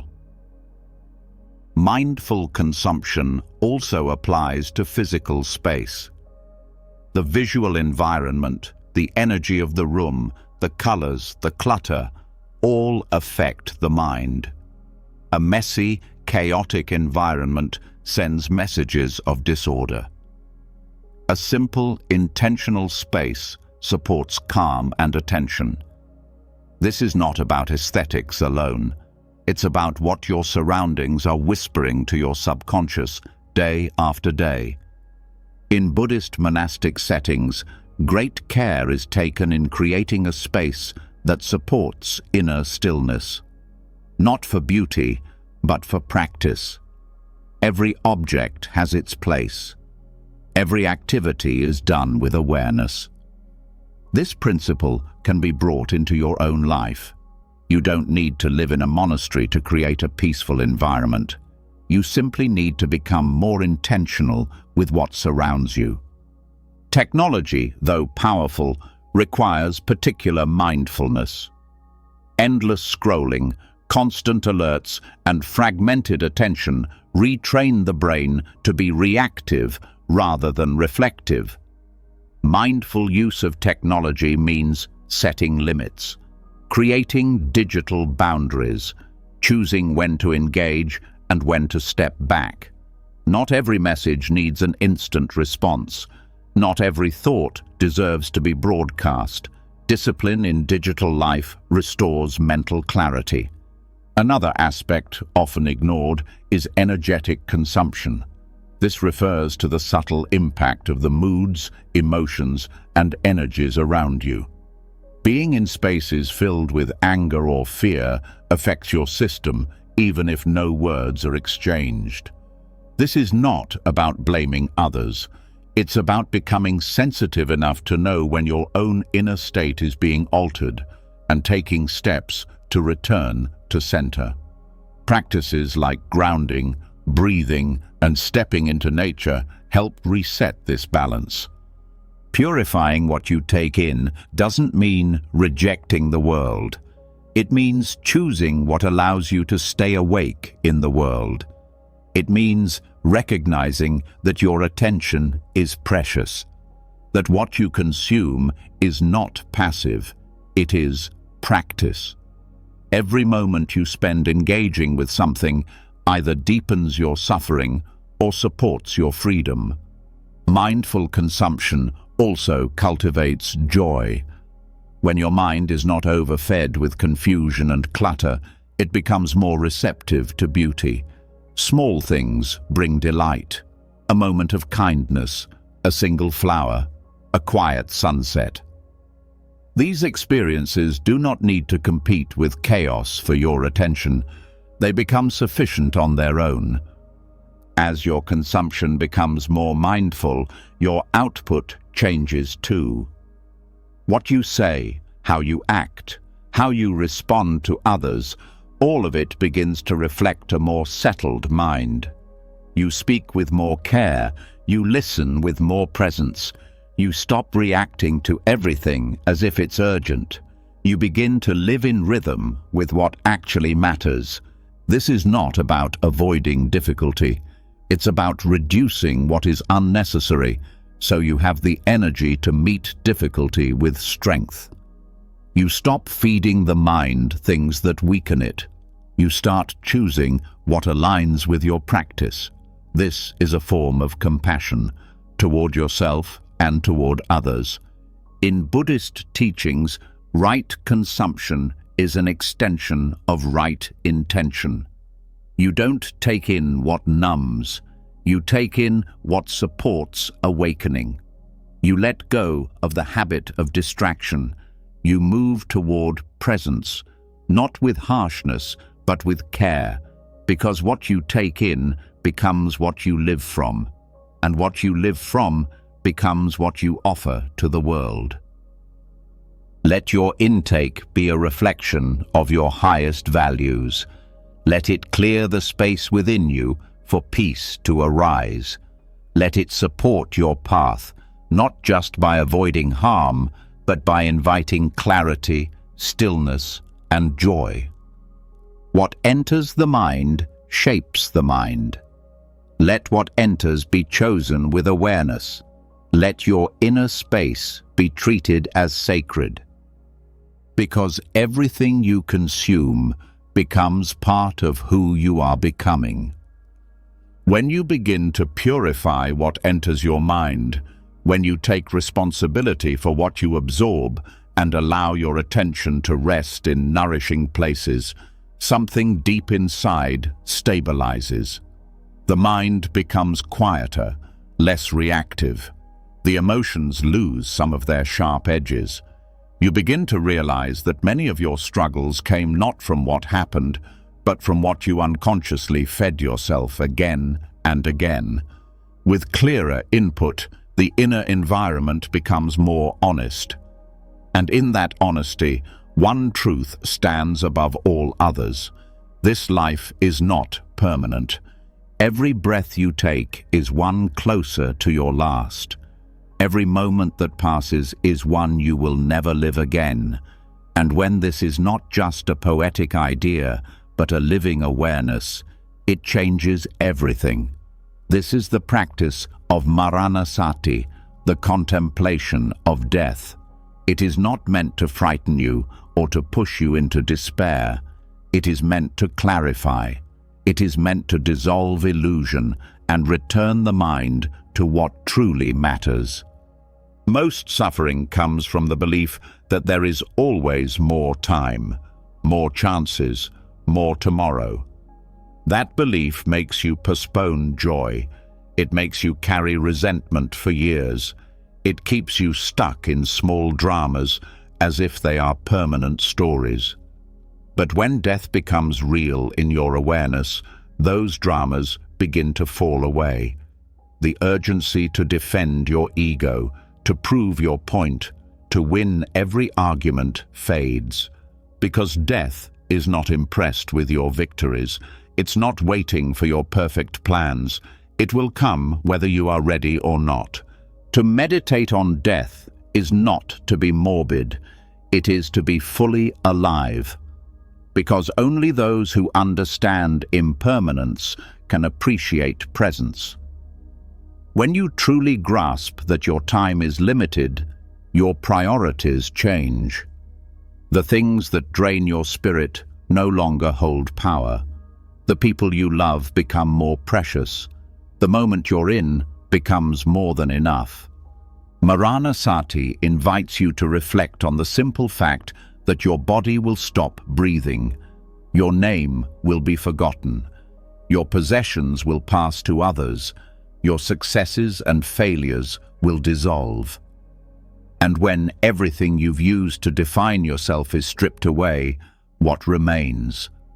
That question is not abstract. It is the most important question of your life. Contemplating death does not cause fear. It reveals the fear that was already there. The fear of being out of control, the fear of losing what you love, the fear of meaninglessness.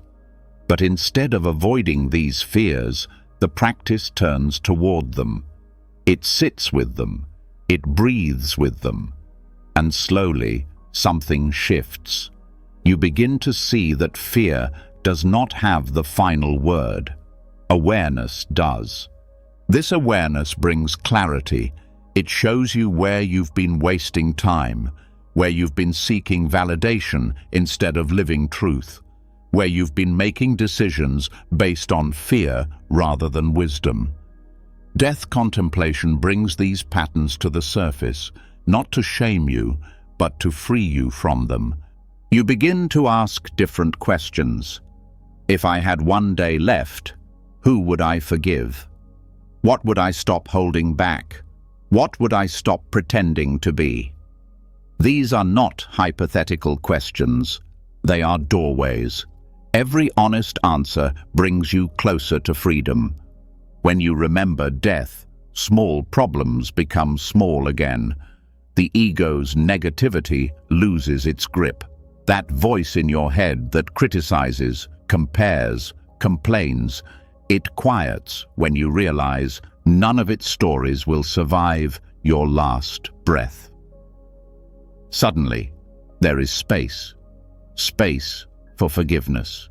Space for gratitude. Space for choosing love over pride. Meditating on death also deepens your compassion. You start to see that everyone you meet is on the same journey. Everyone will lose everything. Everyone will grieve. Everyone will say goodbye. This shared reality softens your judgments. It opens your heart. You become slower to react, quicker to listen. You stop expecting perfection. You start offering kindness because you know it may be your last chance.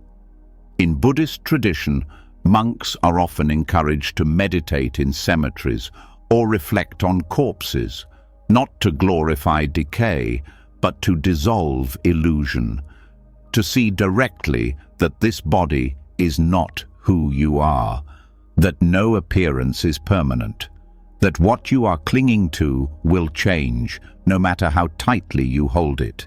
This is not cruelty, it is compassion, because only when you stop clinging to the impermanent can you begin to rest in what is unchanging. Maranasati is also a powerful tool for cutting through procrastination. The mind loves to delay, to plan endlessly, to wait for the perfect conditions. But death does not wait. And when this truth is alive in your practice, you begin to act with integrity now. You stop postponing love. You stop avoiding hard conversations. You stop numbing yourself with distractions. You live like someone who knows that time is precious.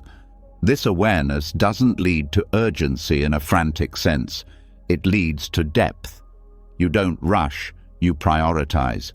You don't panic, you become present. You no longer chase endless desires because you see where they lead. You simplify, you focus. You start offering your attention to what truly nourishes the heart. In daily life, you can bring Maranasati into simple routines. Before sleep, reflect on the truth that this day will never come again. With each breath, remember that one day your breath will stop. When you feel anger rise, pause and ask, if I knew I would die tomorrow, would this still matter? These small practices bring you closer to the root of wisdom, and that wisdom does not lead to sadness. It leads to appreciation. You stop needing things to be perfect. You start feeling grateful that they are here at all. Every cup of tea, every shared moment, every quiet breath becomes sacred, not because they last, but because they don't. Death contemplation also brings perspective when life becomes overwhelming. When challenges seem too big, when loss feels unbearable, when fear threatens to consume you, remembering death helps you return to what matters. It reminds you that life is a brief spark, that joy and sorrow are both part of it, that you are not here to be invincible, you are here to be awake. This kind of awakening is not loud, it is not dramatic, it is steady, humble. It changes how you show up in ordinary moments. You start saying, "I love you," more often. You listen more fully. You stop trying to win arguments and start trying to understand. You stop rushing through your life and start arriving in it. Maranasati also changes how you relate to legacy. You begin to ask, what am I leaving behind? Not in terms of achievement, but in terms of presence. What energy did I bring into the world? What did I help others feel? How did I live when no one was watching? These questions shape how you live today. There is no fear that can survive direct contact with death, because when death is no longer a stranger, life becomes more vivid, more honest, more full. You are no longer living under the illusion that you have forever. And that is where freedom begins. You are not meant to be fearless. You are meant to be clear. And clarity comes from remembering what is real. Death is real. Loss is real. And because of that, love must be real too. Presence must be real. Every conscious moment becomes a miracle, not because it's easy, but because it's true. Let Maranasati be a reminder. Let it sharpen your attention. Let it dissolve what doesn't matter. Let it reveal the stillness beneath the noise. You don't have to wait for tragedy to remember what is sacred. You can remember now. Live as if your time matters. Speak as if your words matter. Love as if it all ends, because it does. And in that ending, something eternal awakens. Not the ego, not the name, but the part of you that knows how to be here fully, without regret. That knowing is your practice, and it starts by remembering what most try to forget. When the truth of death becomes part of your awareness, life becomes clearer, not lighter in burden, but lighter in confusion. You begin to see what actually matters, not in theory, but in the lived texture of your days. You no longer move from distraction to distraction. You begin to speak with intention, act with honesty, and feel with fewer defenses. But even with this clarity, you may notice something still lingering beneath the surface, an energetic heaviness. It's not just mental thought or emotional tension. It's a vibration that feels lodged in the body, beyond explanation, beyond analysis. This is where words fall short and sound becomes the medicine. Chanting and mantra are among the most ancient and direct tools in Buddhist practice for breaking through subtle layers of resistance. They do not rely on logic or explanation. They work through vibration, rhythm, and repetition. They enter places the thinking mind cannot reach and loosen the knots that have held for years.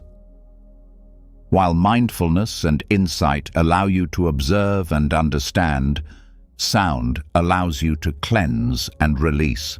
In Buddhist traditions, both Theravada and Mahayana, as well as Vajrayana, mantras and chants are seen as vehicles for transforming consciousness at its root level.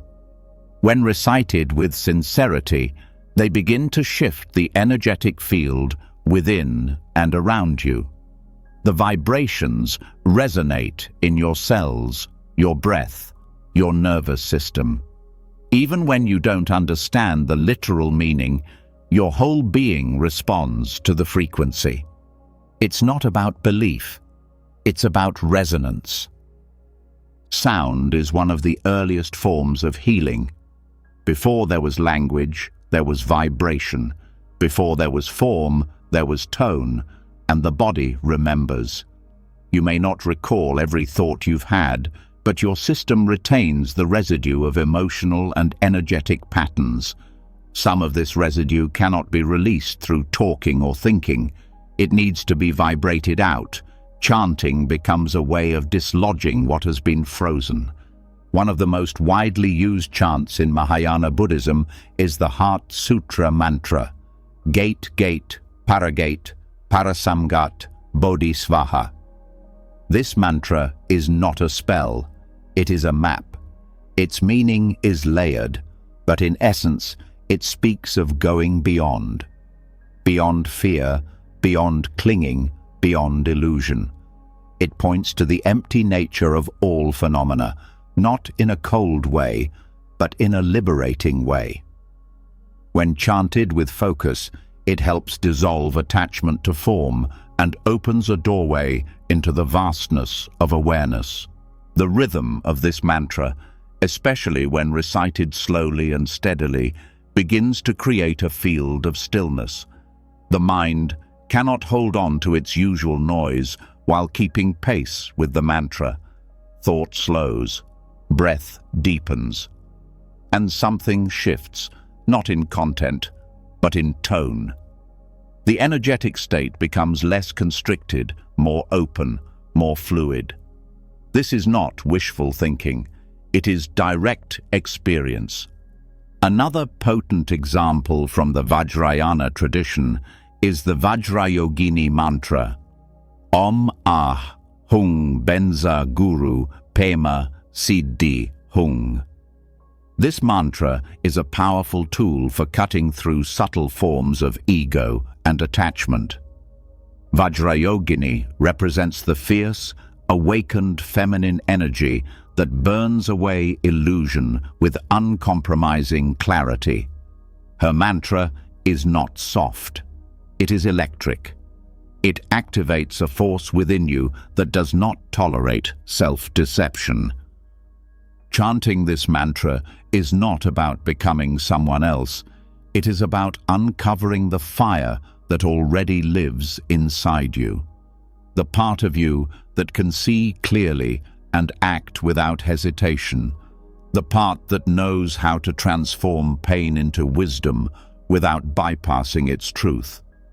The vibration of this mantra reaches into the dense corners of your psyche and begins to loosen old karmic impressions. You don't need to understand how it works because you are participating with your whole being. Mantra practice is not dependent on having a beautiful voice or a perfect pronunciation.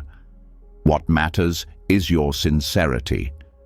The energy behind the sound carries more weight than the sound itself. The voice becomes an instrument, not of performance, but of purification.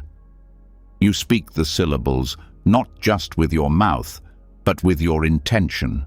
Consistency is what deepens the practice. A few minutes daily can shift your entire inner landscape over time. It is not about the number of recitations, it is about the quality of attention. When the mind wanders, you return to the sound. When resistance arises, you breathe into it and keep chanting.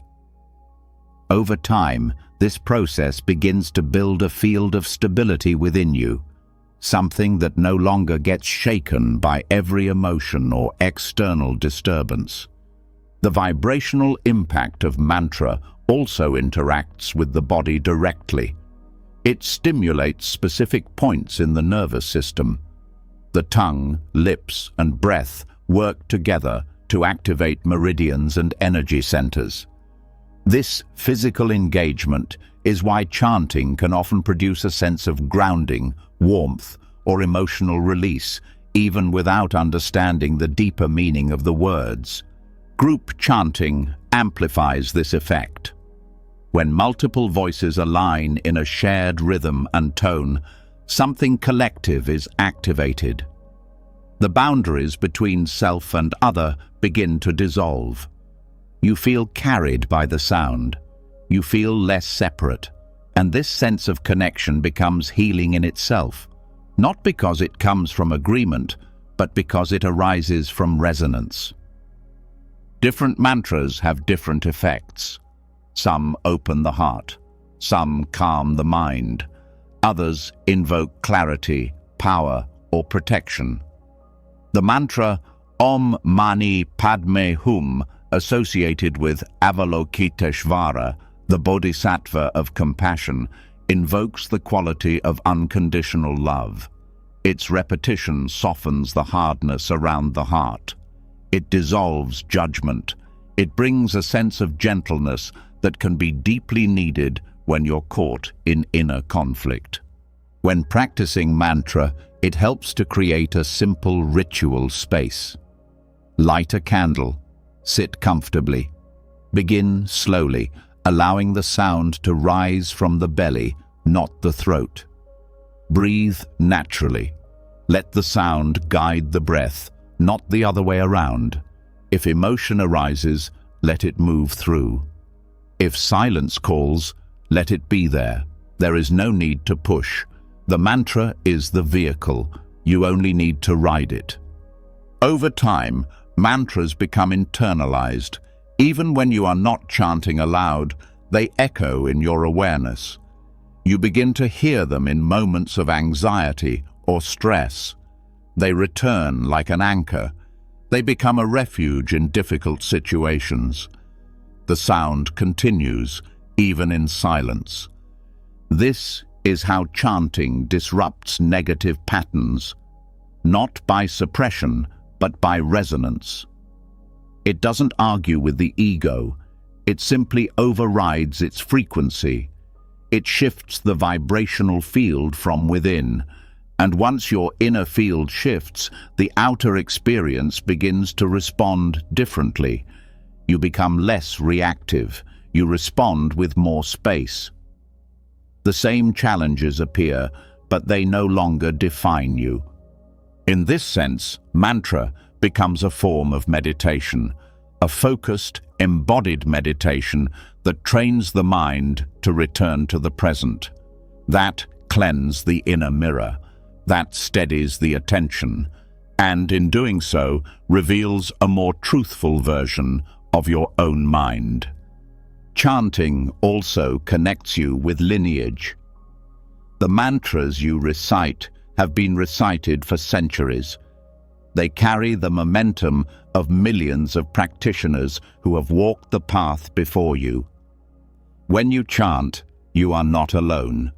You are joining a river that has been flowing for lifetimes, and that connection brings strength, especially in moments when you feel weak. You can explore which mantras speak most deeply to your heart. There is no one right choice. The sound that resonates with you is the sound that heals you. Trust your intuition. Let the vibration choose you. Begin where you are and grow from there. Chanting is not a shortcut. It is not a magical fix. It is a practice. But its power lies in how it bypasses the mind's defenses and reaches into the deeper layers of consciousness.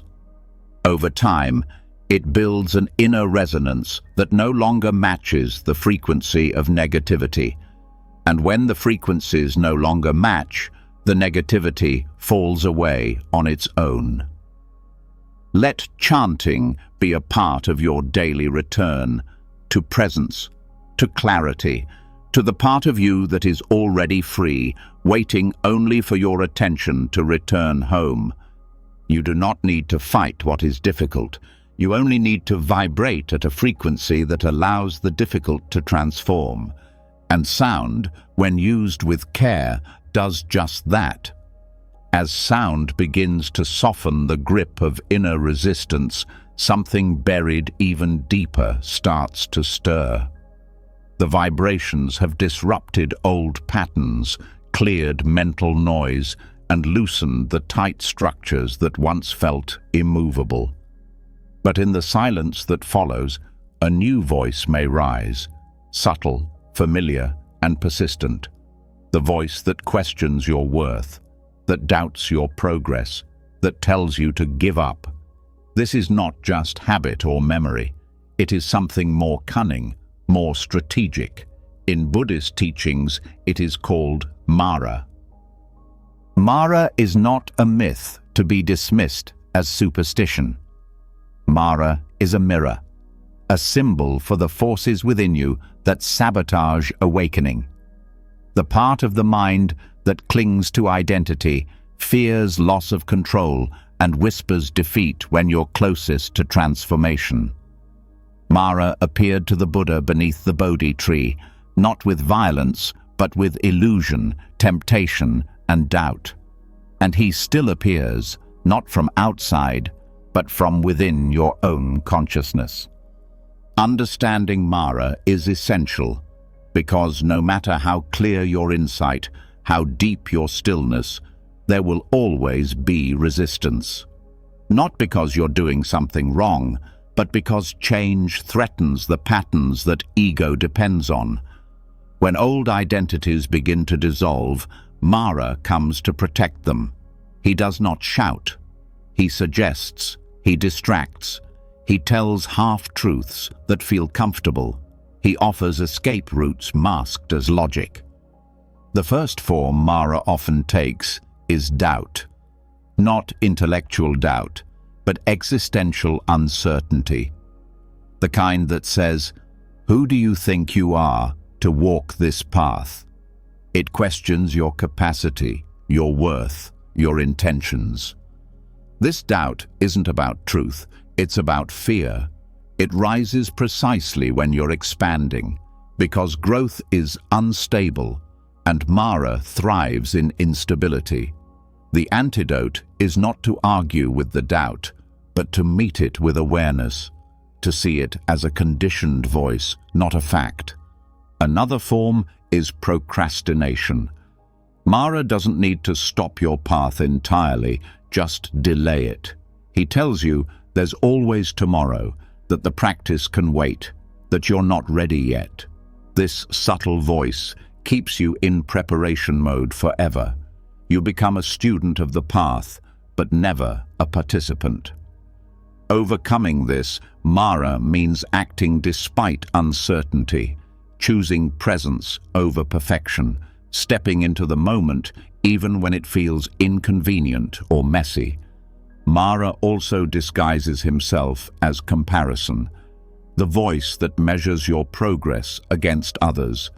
That tells you you're falling behind, that insists you must keep up to be worthy. This form of resistance keeps you trapped in constant evaluation. Instead of resting in your own experience, you're pulled into performance. The path becomes something to compete in rather than to embody. Releasing this Mara means remembering that awakening is not linear and not personal. It's not about being better, it's about being real. Another form is the inner critic, a voice shaped by shame and fear. It pretends to be helpful, but its purpose is to keep you small. It warns against risk. It punishes imperfection. It feeds on guilt. This voice is often built over years, inherited from external judgment and internalized so deeply it feels like truth. But when seen clearly, it begins to unravel. The way to face this Mara is not with silence, but with loving defiance. You practice kindness toward yourself, not because you believe you deserve it, but because you are undoing a system that never gave it to you. There is also the Mara of distraction, the mind pulled toward stimulation, novelty, and escape. It doesn't want stillness, because stillness reveals too much. So it craves noise, activity, endless motion. This Mara keeps you busy while convincing you that you're progressing. But busyness is not presence. Overcoming this requires discipline, not punishment, but structure, creating space for silence, returning to breath, saying no to what pulls you away from your center. Mara also works through fear, especially fear of emptiness. As you begin to let go of identity, preference, and story, a vast space opens inside. That space can feel terrifying. The ego has no script for it, and so Mara enters with panic. He tells you something's wrong, that you must return to what's familiar, that awakening is dangerous. But what he's really afraid of is freedom. Your job is to stay, to feel the fear and not react, to let the discomfort pass without grabbing onto a story. Facing Mara is not a one-time battle, it is ongoing. He returns in different forms, wearing different masks, sometimes as logic, sometimes as urgency, sometimes as fatigue. Your work is not to defeat him with force, but to recognize him with clarity. The moment you name him, his power weakens, because Mara only survives in darkness. He thrives in hiding. The Buddha didn't argue with Mara. He didn't try to prove anything. He simply saw through the illusion. In some stories, he touched the earth as witness. This gesture reminds you that your truth doesn't need validation, that your path doesn't need approval, that your presence is enough. This kind of presence becomes your strength. You develop the capacity to sit with the voices that arise and not obey them. You listen without believing. You feel without reacting. You stay centered even as the mind storms. That is true power, not control, but unwavering attention. Mara will try to pull you away from practice by reminding you of your failures. He'll say, "You've fallen too many times. You're not who you used to be. You've lost your way." But you don't need to respond. You simply return, over and over, to the breath, to the body, to this moment. The return itself is victory. Recognizing, Mara also helps you be gentler with others. When you see their reactivity, you remember your own. You don't take their harshness personally because you know what it's like to be caught in confusion. You stop fighting them. You start seeing the Mara in them too, and you meet it with the same clarity and compassion. The mind wants awakening to be free of obstacles, but Mara is part of the path. He is the tension that forces you to grow. He is the resistance that shapes your inner strength. Not because he is benevolent, but because your refusal to collapse in front of him reveals the depth of your practice. Each time you meet your inner saboteur with awareness, something shifts. You stop being afraid of discomfort. You stop running from challenge. You start trusting the silence beneath the noise, the clarity beneath the fear, the truth beneath the voice of doubt. This trust becomes your refuge, not a belief, not an identity, but a steady knowing that nothing Mara says can touch the part of you that sees clearly, that watches without flinching, that knows this path is not about being fearless, but about staying awake even in the face of fear. Let this be your practice, not escaping Mara, but seeing him clearly, not defeating him through effort, but dissolving him through presence. The voice may return, the resistance may rise, but so will your awareness, again and again. And that awareness is not afraid. because it knows what Mara never will. It knows that the silence behind every illusion is stronger than the illusion itself. You've made it to the end of this journey, and something in you has shifted. Maybe you feel lighter. Maybe your breath is deeper. Maybe your mind, once cluttered with noise, now rests in a softer kind of silence. Over these hours, you haven't just listened. You've remembered who you are beneath the stories. What peace feels like when it's no longer chased. What freedom really means when it's found inside. You've explored the karmic roots of emotional weight and learned how to purify what was never truly yours. You've seen through the illusion of identity, using the wisdom of emptiness to loosen the grip of shame, guilt, and fear. You've breathed compassion into the shadow self and learned to meet your own pain like a friend. You've broken the cycle of harmful inner speech, turned suffering into wisdom, and used the 5 skandhas to unravel the ego's hold. You entered your dreams with awareness, released the grief of generations, and stood still through the transitions of life with the Bardo teachings. You embraced noble silence, rewired the inner critic with loving kindness, and found mirrors of healing in community. Through ethical clarity, you lightened the burden of remorse. You stopped fighting impermanence and made peace with change. You dedicated your path to the freedom of all beings. You became more mindful of what you consume, faced your own death without fear, vibrated truth through mantra, and stared Mara in the eye without blinking. This wasn't just 3 hours of content. This was a return, a cleansing, a remembering. Now, it's your turn to reflect. Leave a comment below and share. What was the one teaching that touched you most deeply? The one that made you stop, breathe, and see differently? Your voice could be the one someone else needed to hear. If this journey helped clear even one layer of heaviness, let this space continue to support you. Subscribe to the channel and tap the bell so your path stays nourished, with teachings that don't just speak to your ears, but to your heart.